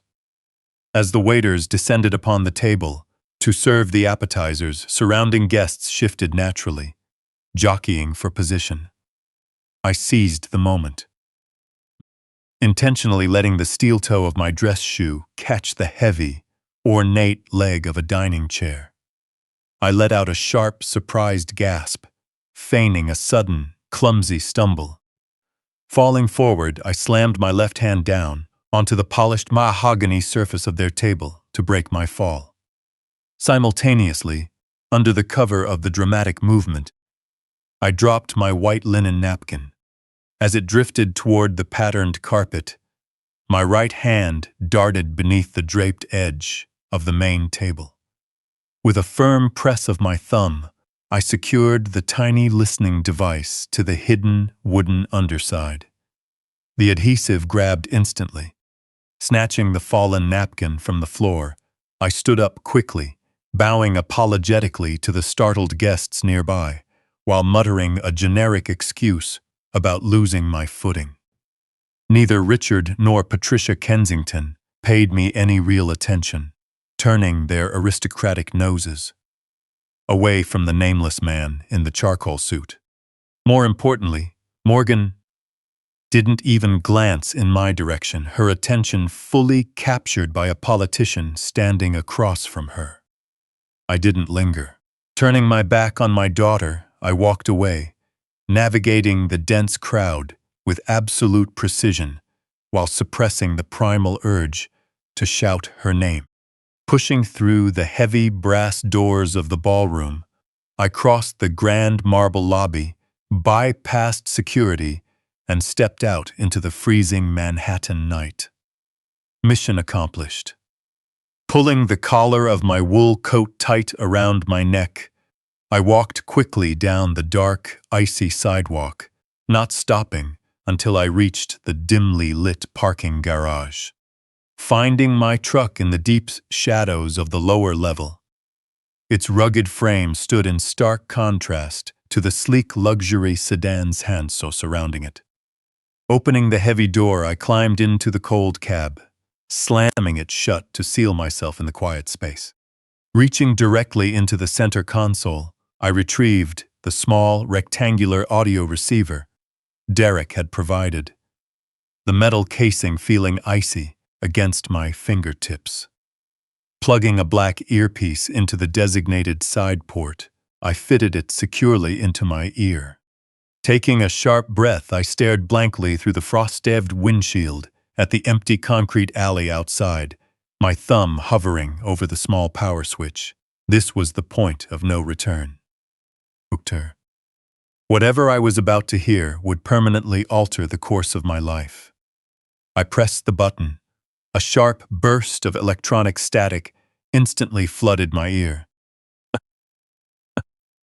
The military-grade hardware quickly locked onto the tiny transmitter, hidden beneath the mahogany table, the static fading to reveal the voices of my daughter and her new family flowing directly into my earpiece with terrifying clarity. Capturing the rich ambient acoustics of the ballroom with incredible precision. The voices settled in. I sat motionless in the freezing cab of my truck, surrounded by the total darkness of the empty Manhattan alley. Through the tiny earpiece, I could hear the crisp clinking of crystal champagne glasses and the low, sophisticated murmur of high society networking. Then, cutting through the background noise with sickening clarity, came my daughter's bright, ringing laugh. It was a joyful, unburdened sound, entirely stripped of the fake anxiety she had used to weaponize me in my foyer 12 hours earlier. Closing my eyes, I rested my head against the cold leather headrest, listening to the people who had stolen my only child. The initial conversation was a textbook example of aristocratic banter. Richard Kensington was recounting a recent sailing trip to the French Riviera, his deep voice dripping with casual arrogance as he complained about the inadequate docking facilities in Monaco and a disappointing vintage wine at a Michelin-starred restaurant. Patricia chimed in with a practiced tone of bored sophistication. Sissy discussed her upcoming winter trip to a private ski chalet in the Swiss Alps. I listened to them casually toss around sums of money that would take a working-class family a decade to earn. And right there, Morgan fitted seamlessly into their elite dialogue. She sounded nothing like the grounded, modest girl I had raised. She sounded like a carbon copy of Patricia.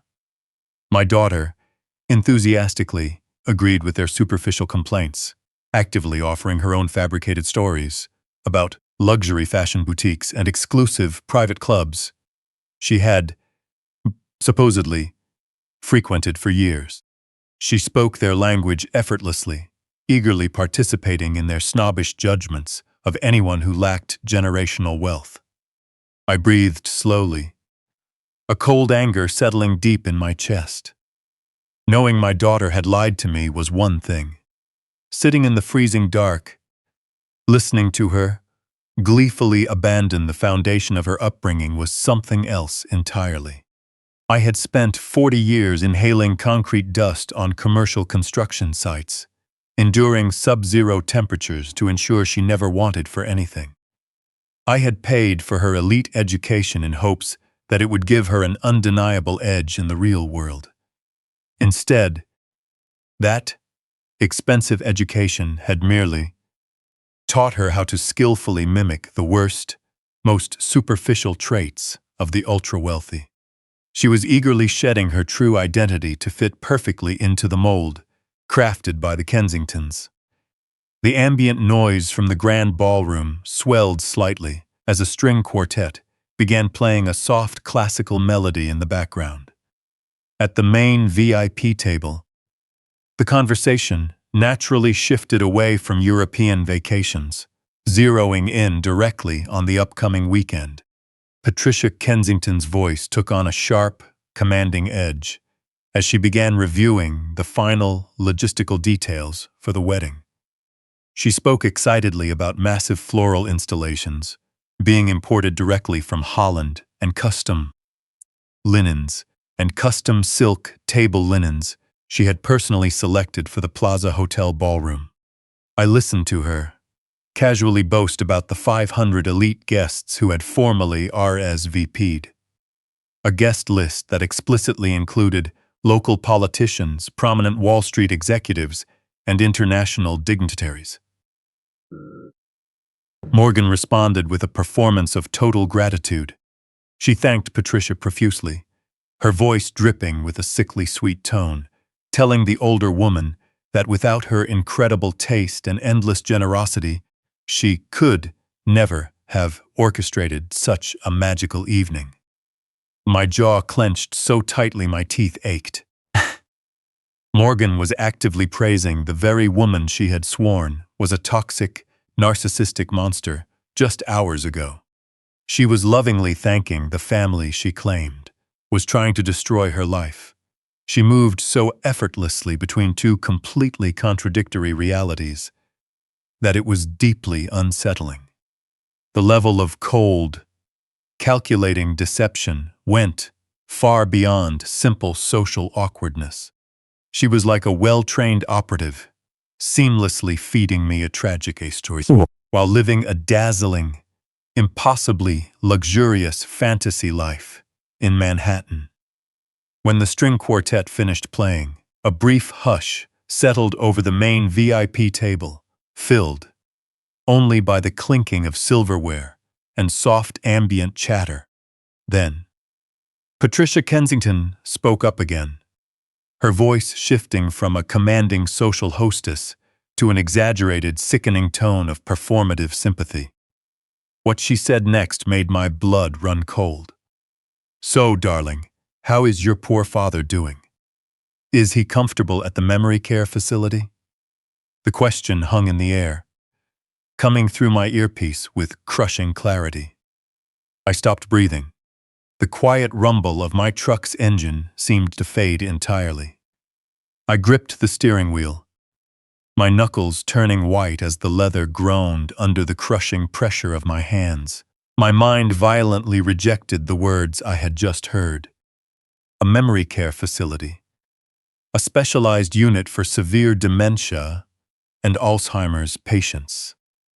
My analytical mind struggled to process the sheer audacity of her premise. I was a man actively managing a complex, multi-million-dollar commercial construction portfolio. I read intricate legal contracts for a living. Yet, in the gilded, superficial reality my module instructed for her new family, I was a tragic, broken invalid locked away in a medical institution. I waited for Morgan to answer, a foolish part of me hoping she would correct the older woman, hoping she would shrink back from such a monstrous lie. But the silence lasted only a second before Morgan responded. She let out a long, heavy, perfectly executed sigh of sorrow. A sound of complete emotional exhaustion, delivered by a dutiful daughter, burdened by unbearable grief. "His Alzheimer's is just so severe now, Patricia. He doesn't even remember his own name anymore. The doctor said it's best for him to stay at the facility. It breaks my heart that he can't walk me down the aisle." Those words hit my chest like a physical blow. Closing my eyes, the darkness of the alley mirrored the absolute emptiness opening up in my soul. She wasn't just sidelining me out of embarrassment for my calloused hands, worn boots, or proud blue-collar background. She wasn't just pushing me away to avoid an awkward social introduction. The truth was infinitely more sinister and far more permanent. Sitting in the freezing cab of my truck, I listened as they murmured hollow words of comfort, praising her incredible strength and commending her heartbreaking decision to place her beloved father in specialized care.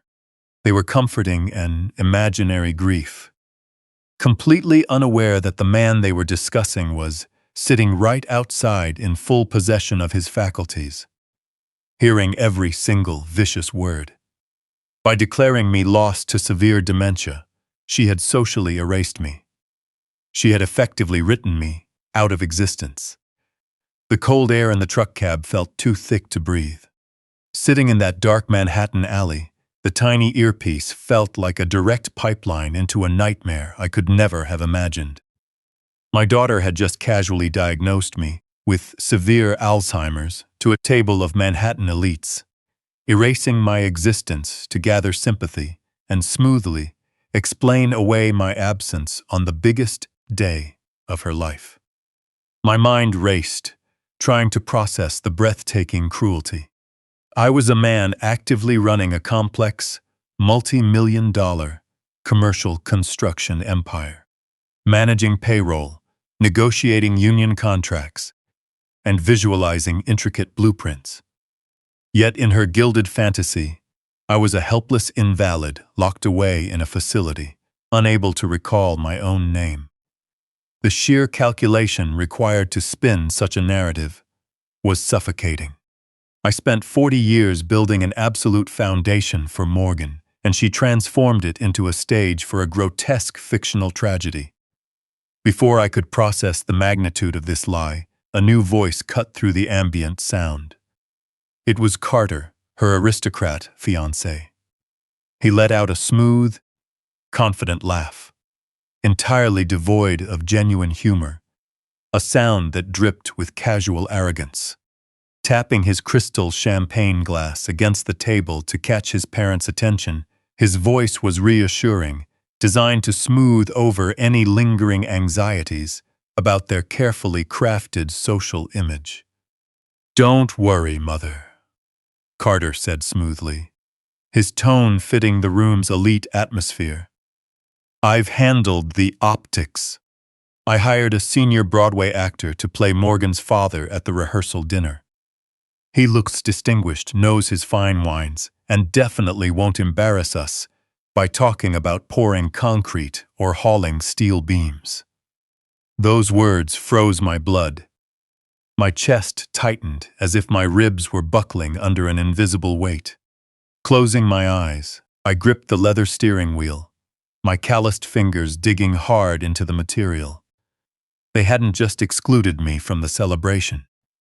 They had actually hired an actor to play a better, wealthier, socially acceptable version of me. They brought in a polished mannequin to shake hands, sip vintage champagne, and play the role of a sophisticated patriarch. They needed a father figure to present to their high society friends. But they couldn't stand the reality of the man who actually funded the whole affair.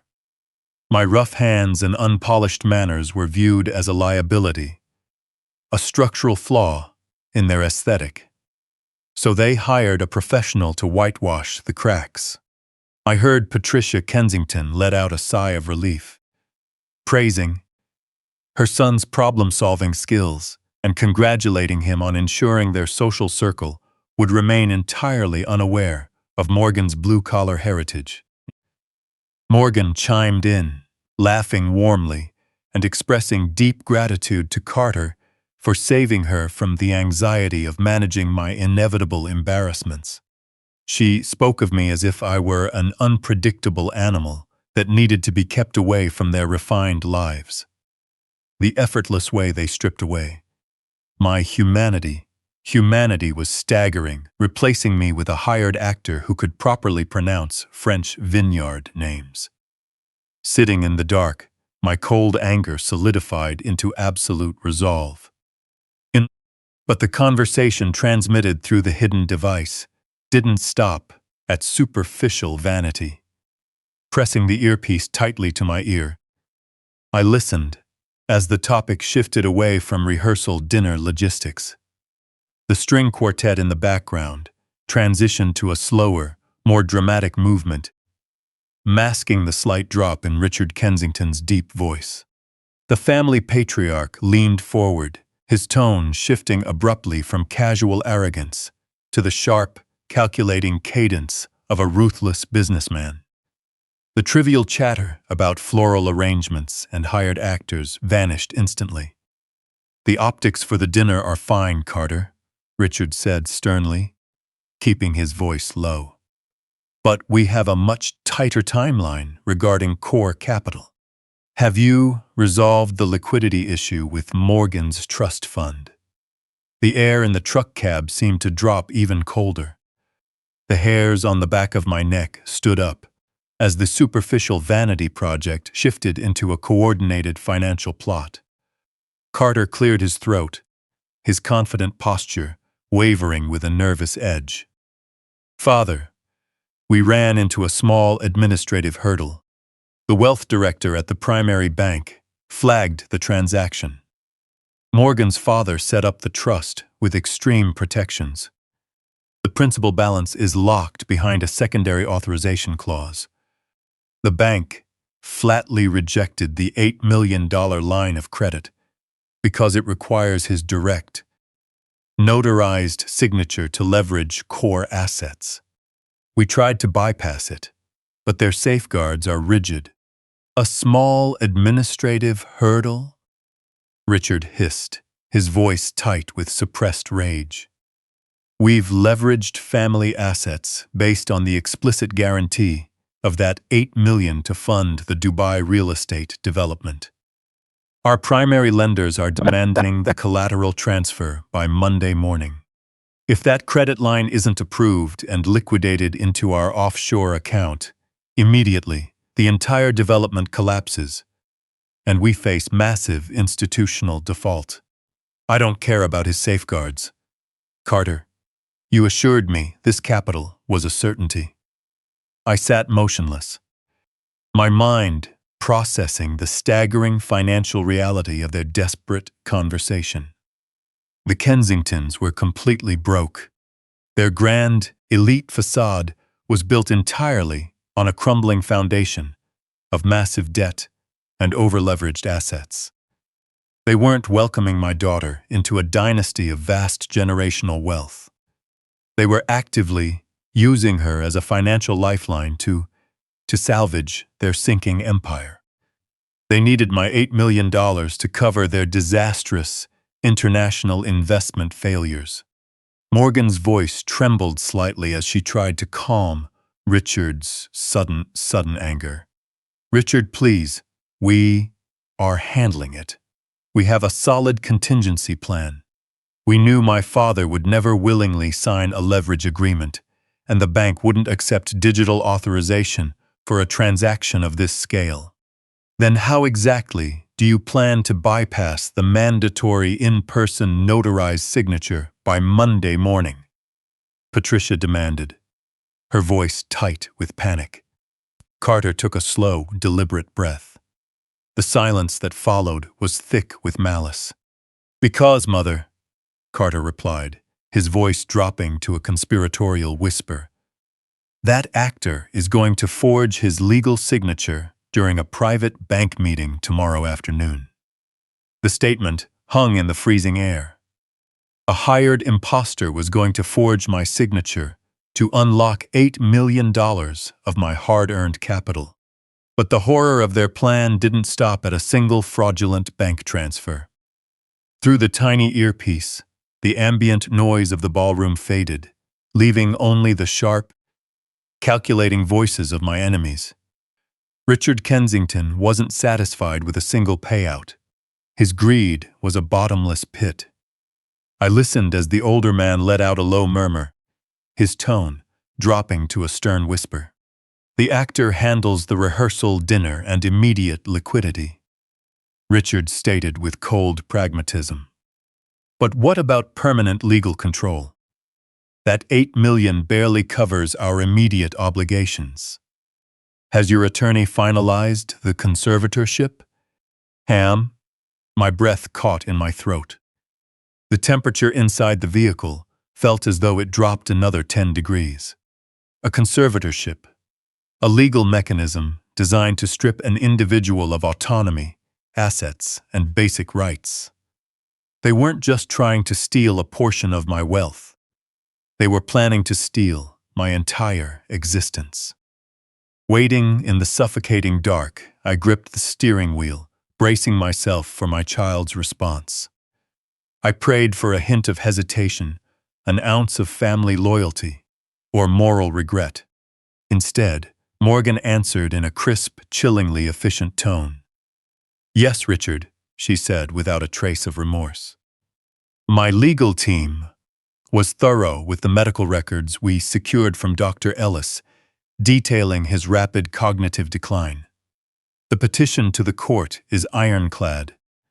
Once the judge signs off on the dementia diagnosis, as his only child, I'll be granted full power of attorney. He'll be restricted to the memory care facility, and I'll have total control over the entire corporate portfolio. The sociopathic scale of her betrayal washed over me like a dark wave. My own child, whom I had held in my arms and protected from every hardship, was actively plotting my legal and financial execution.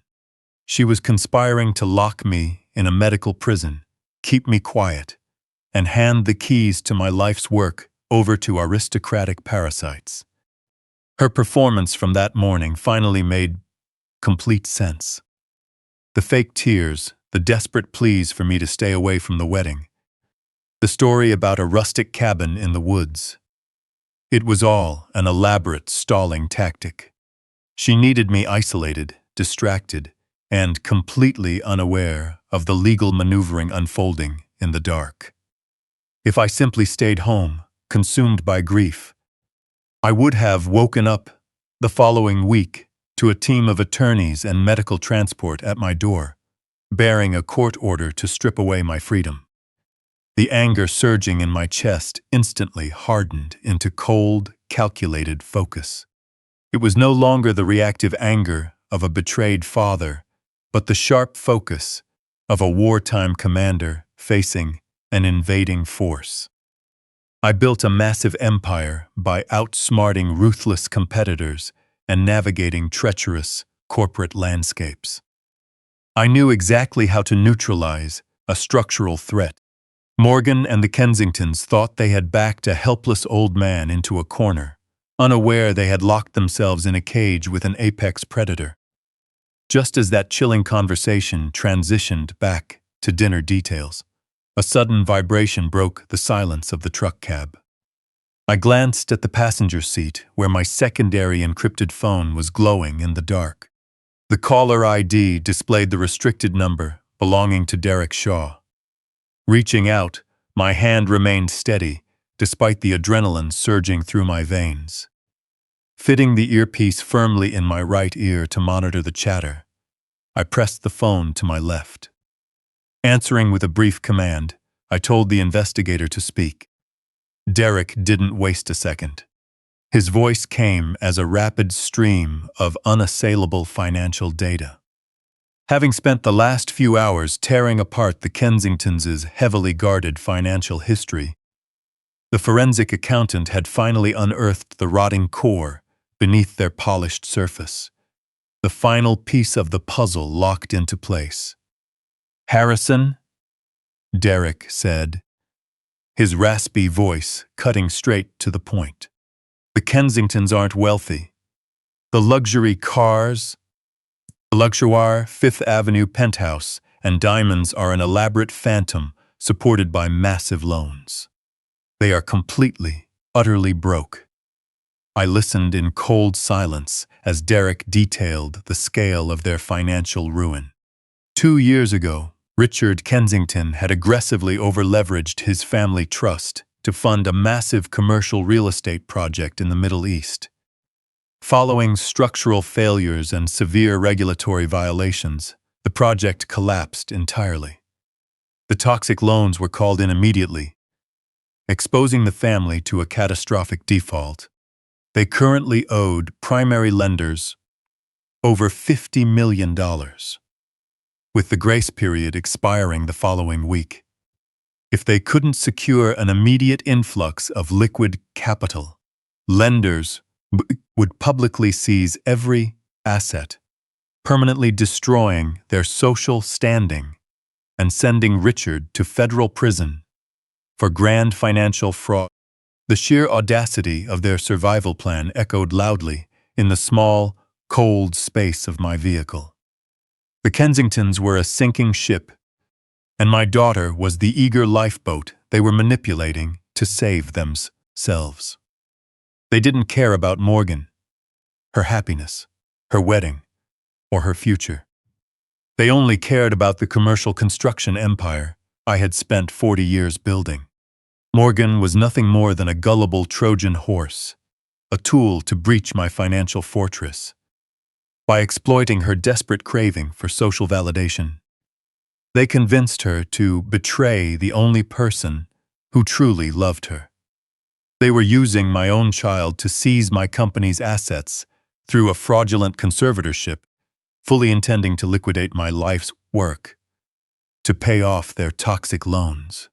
Sitting in the dark alley, I listened to a dual audio feed, my daughter's cheerful laughter in one ear, and the cold facts of her impending ruin in the other.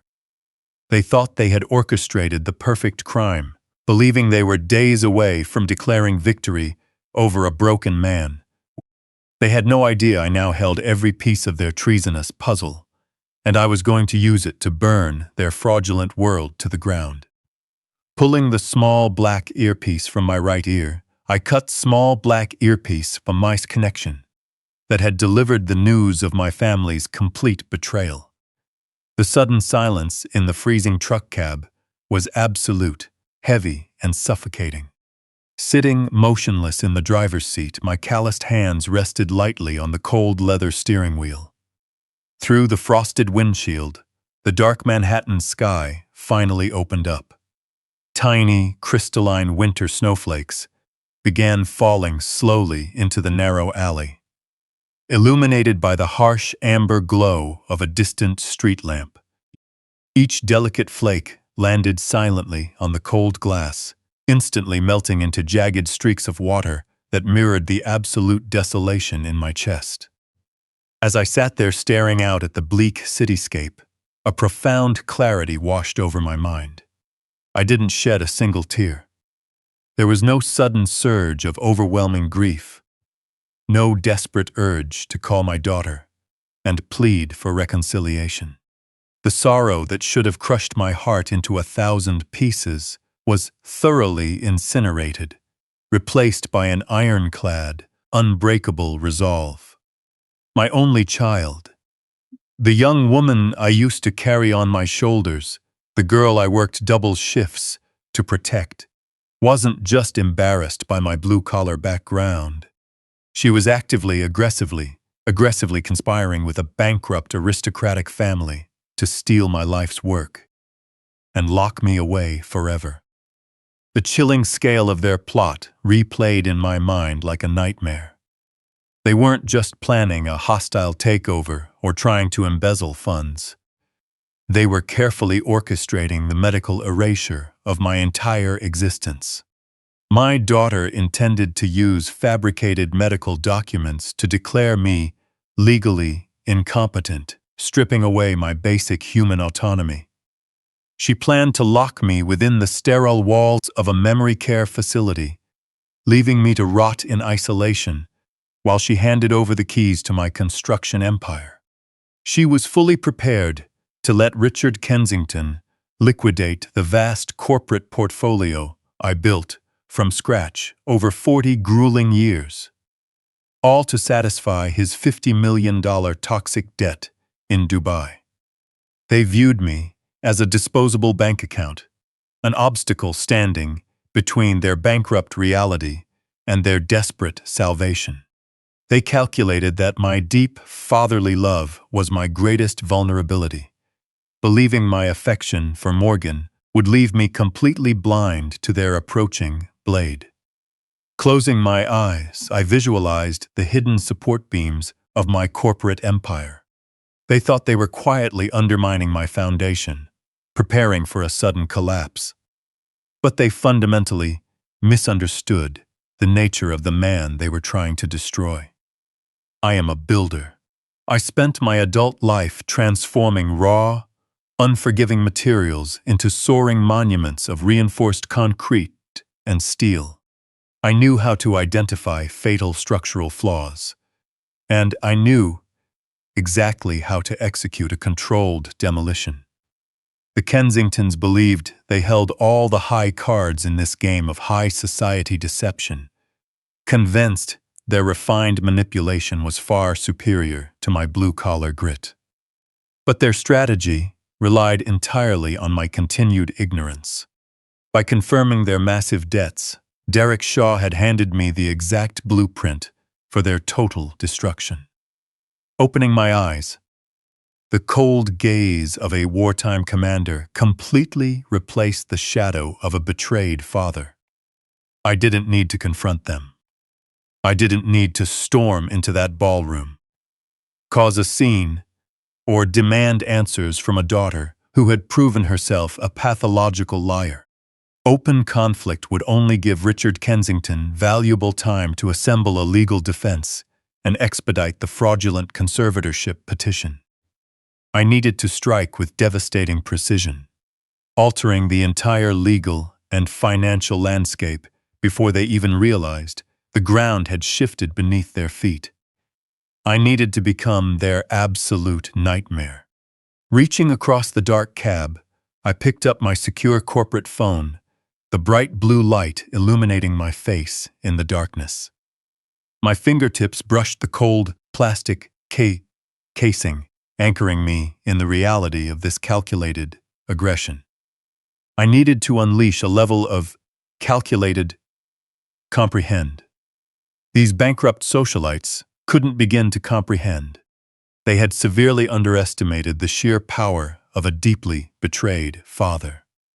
Bypassing standard contacts, I navigated directly to my encrypted corporate directory.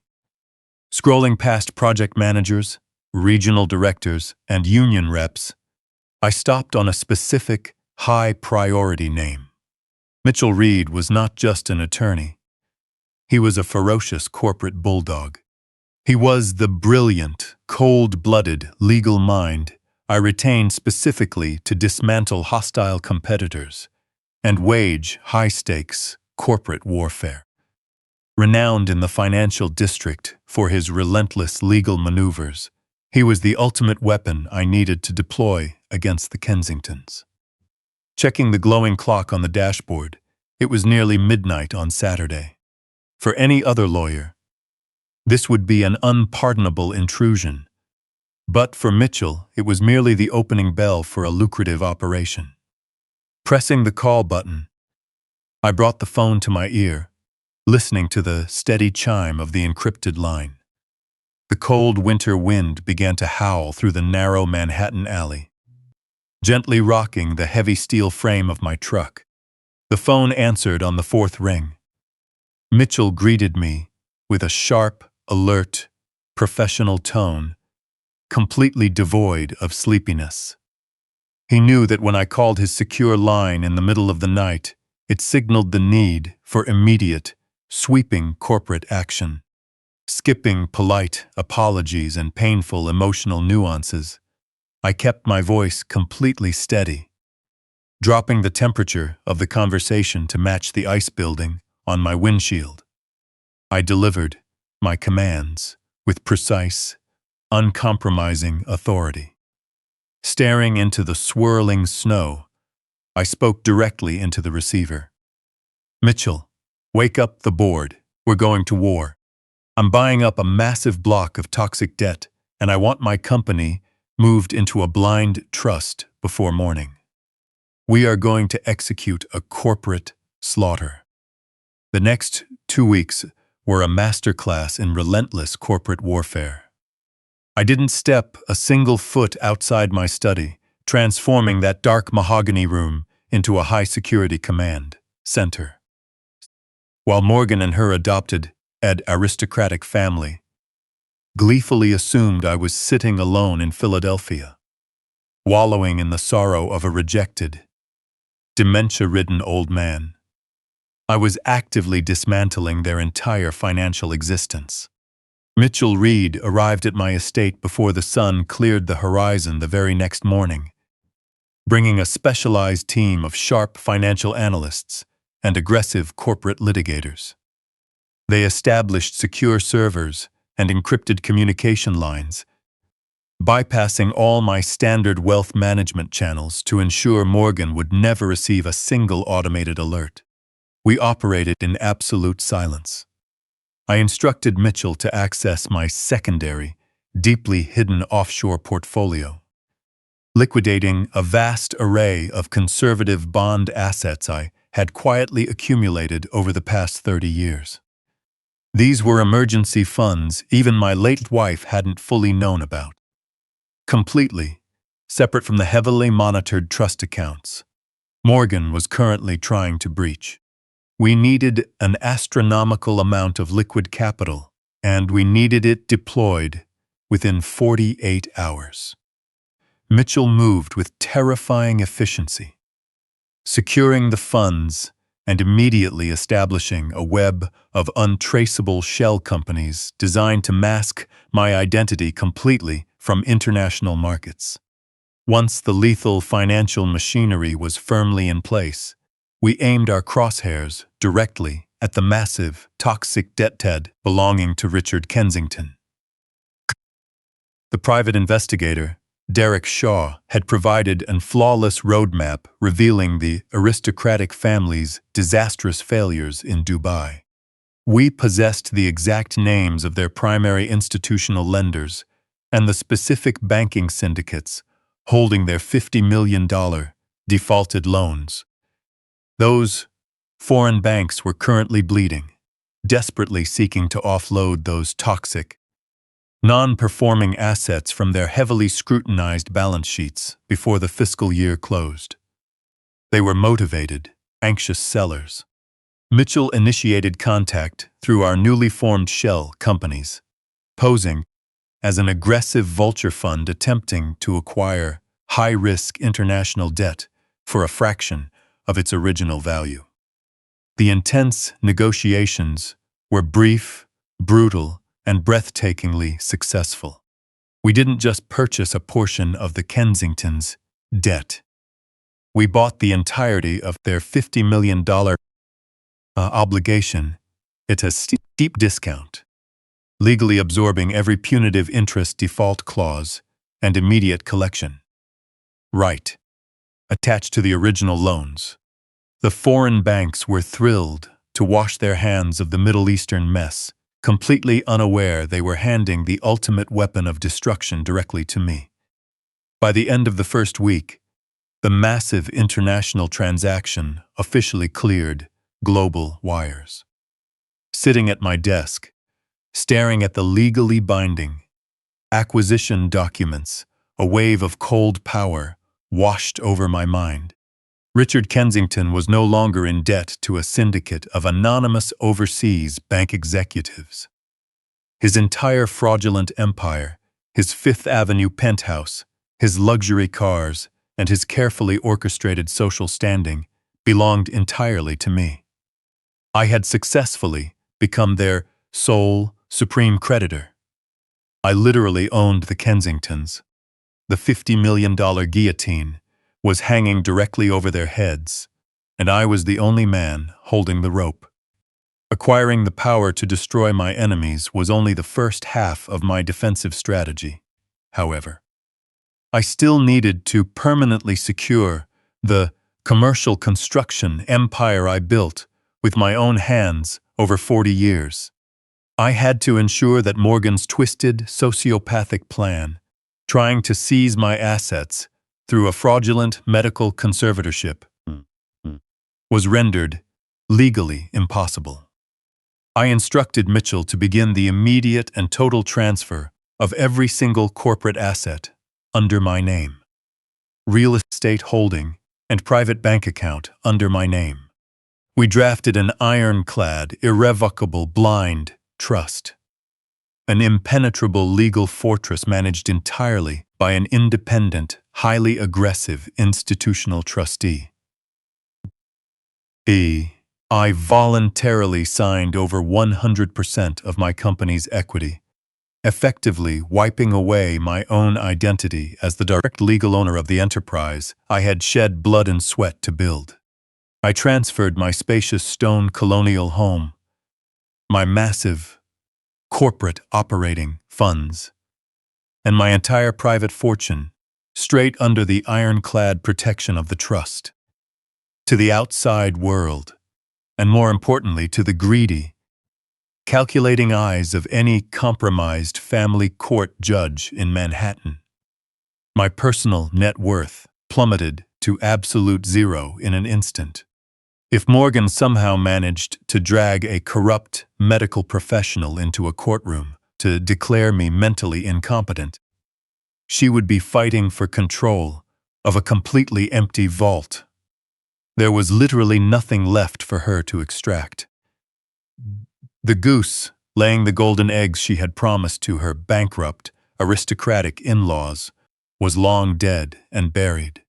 The final necessary step of this operation was the most painful, but I executed it with absolute coldness.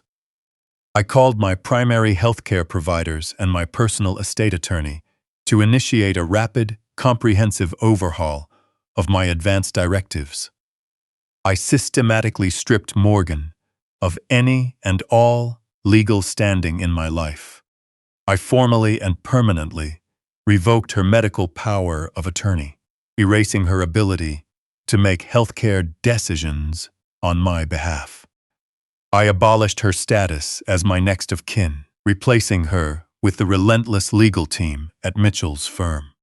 I systematically removed her name from every single wealth management account, severing her access to the generous monthly interest payouts she had enjoyed her entire adult life. I even ordered my director of corporate security to immediately cancel the fleet registration on her prized Porsche Macan, effectively trapping her inside the web of lies she had spun herself. I built a soaring, impenetrable wall of legal armor around myself, ensuring I was now completely and undeniably untouchable. Her sickening, calculated dream, locking me inside a sterile memory care facility while she danced around in designer dresses, was formally shattered.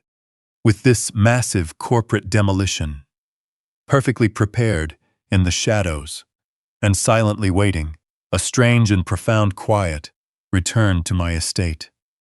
The frantic, aggressive energy of the legal war room faded as Mitchell and his team finalized the last signatures. The trap was now fully set, professionally hidden beneath the polished, superficial surface of their aristocratic daydream. I spent the remaining days before the final event in absolute solitude, mentally preparing for the inevitable, explosive confrontation. The weather outside turned increasingly severe, wrapping my wide courtyard in a thick, unforgiving blanket of freezing white snow. The heavy, beautiful winter storm perfectly matched the cold, uncompromising landscape of my shattered soul. Time marched forward with ruthless mechanical precision, silently counting down the final hours of my daughter's intricately woven fantasy of deception. The sun finally sank below the gray, icy horizon, plunging the world into a bleak, freezing darkness. It was now officially New Year's Eve. The most anticipated, exclusive evening on the Manhattan social calendar had finally arrived. The grand $500,000 wedding at the Plaza Hotel was just hours away from officially beginning, and I was completely ready. The heavy oak doors of the Plaza Hotel swung open, letting in a gust of biting winter wind. But the chill was instantly swallowed by the overwhelming warmth of the luxurious lobby.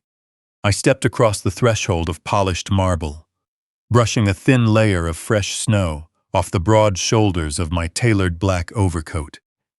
The atmosphere inside the iconic building was electric.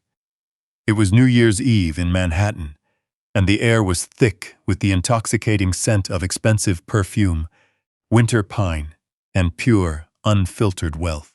Wealthy socialites in designer tuxedos and sparkling evening gowns glided effortlessly past me, completely unaware that a devastating corporate execution was about to unfold within these gilded walls. I didn't head toward the grand staircase or the private elevators leading to the main ballroom. I had no intention of physically crashing the grand $500,000 affair happening upstairs. I slipped quietly into the shadows near the famous Palm Court, positioning myself where I had a perfect view of the wide lounge area and the massive, ornate digital screen mounted above the polished mahogany bar. Upstairs, at the radiant center of high society, 500 elite guests were currently sipping vintage champagne and exchanging hollow aristocratic pleasantries. Morgan was undoubtedly receiving compliments in her custom Vera Wang gown, exuding the fake innocence of a cherished daughter. Standing beside her, executing his well-paid role to perfection, was the veteran Broadway actor they hired to replace me. He was likely smiling, swirling a glass of expensive wine, and effortlessly playing the part of a respected, socially favored patriarch. They had built a spectacular, breathlessly expensive monument to their own vanity, entirely unaware that I had laid financial demolition charges in every corner of the structure. A lesser man might have rushed into that ballroom, kicked open the heavy mahogany doors, and shouted the ugly truth to every politician and Wall Street executive in the room. A weak father might have created a loud, embarrassing public scene, desperately demanding a tearful explanation from a daughter who had proven herself entirely devoid of humanity. But I refused to give them the satisfaction of a chaotic, emotional confrontation. A screaming shouting match would only confirm their deeply ingrained elitist beliefs that I was nothing more than a crude, uncultured laborer, incapable of controlling his temper in civilized society.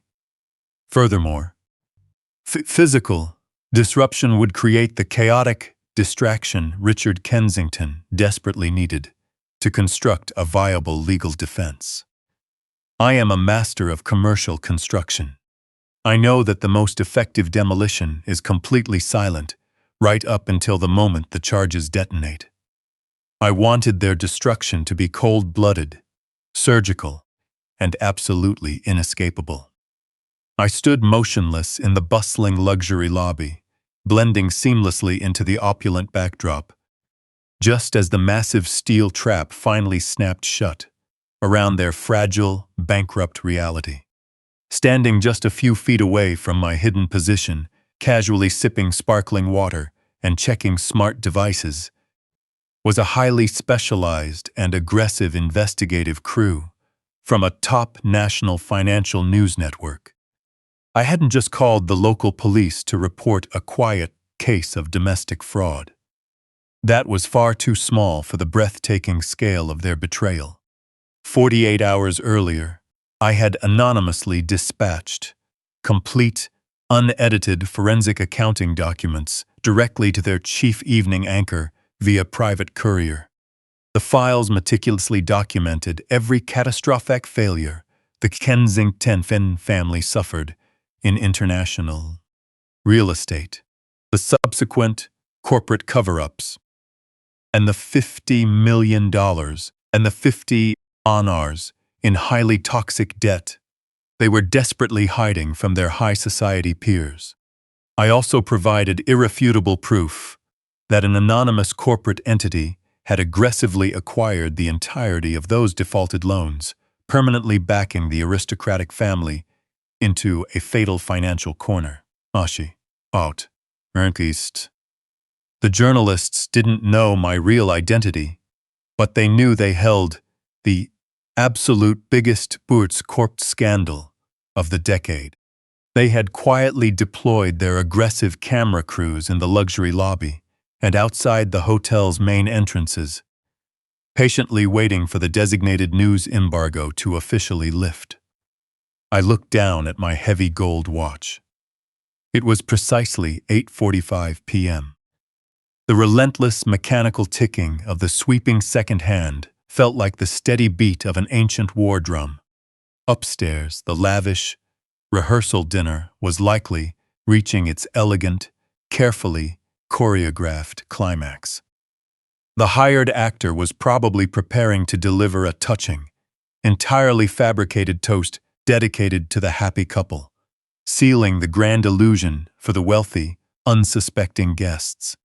Morgan would be smiling her brightest smile, entirely confident that she had successfully sidelined me and firmly secured her spot in the exclusive ranks of elite Manhattan.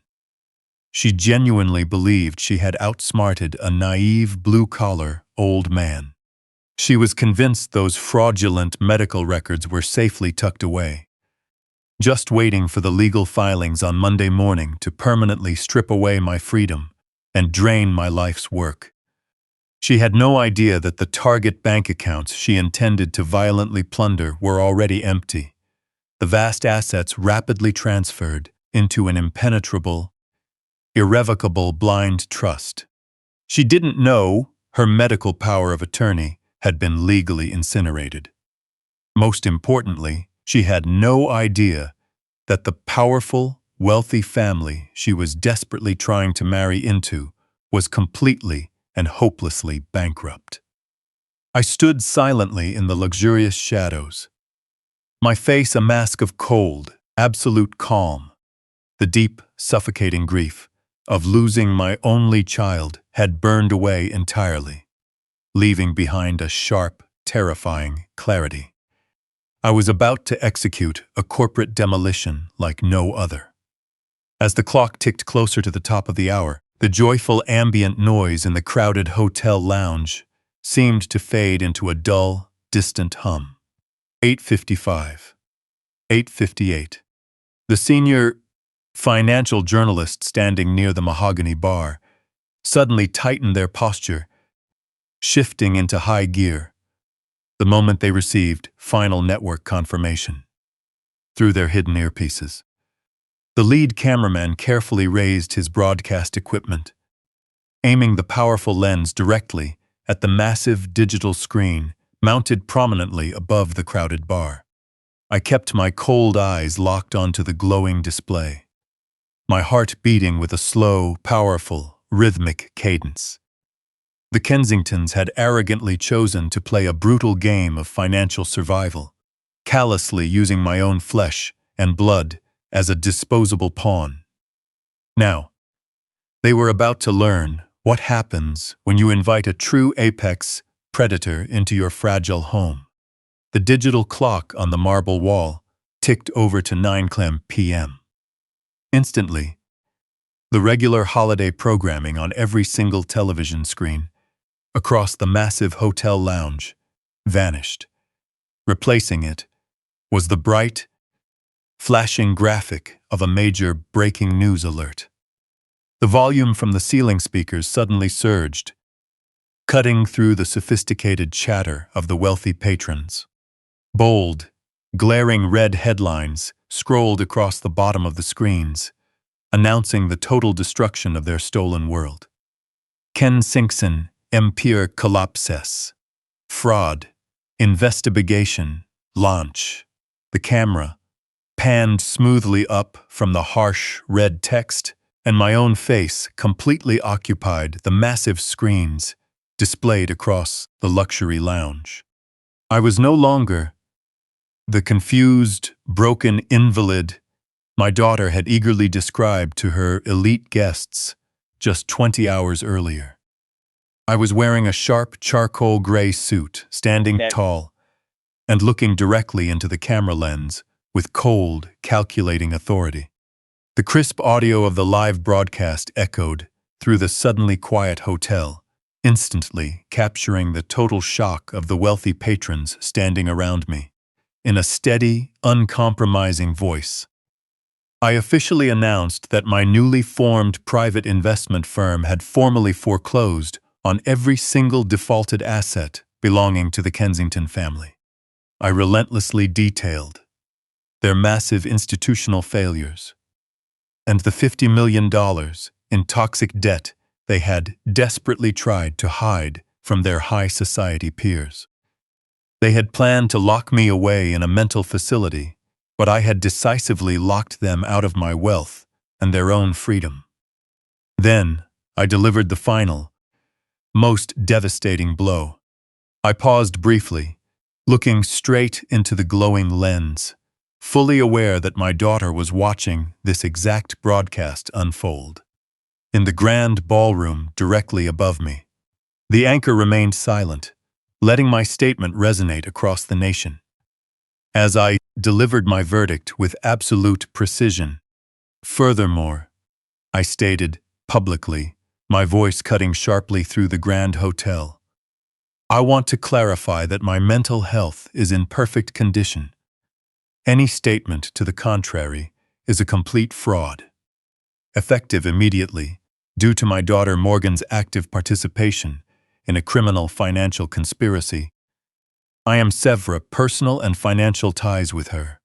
The luxurious tranquility of the iconic hotel was shattered in an instant. From upstairs, I could hear the muffled sound of absolute chaos erupting inside the grand venue. The polite clinking of crystal champagne glasses was suddenly replaced by panicked screams, the sharp echo of shattering glass, and the frantic murmurs of a collapsing dynasty. Realizing their total ruin, they were trapped inside the absurdly expensive cage of their own making. Outside the heavy glass doors, the sharp, wailing screech of sirens tore through the freezing New York night.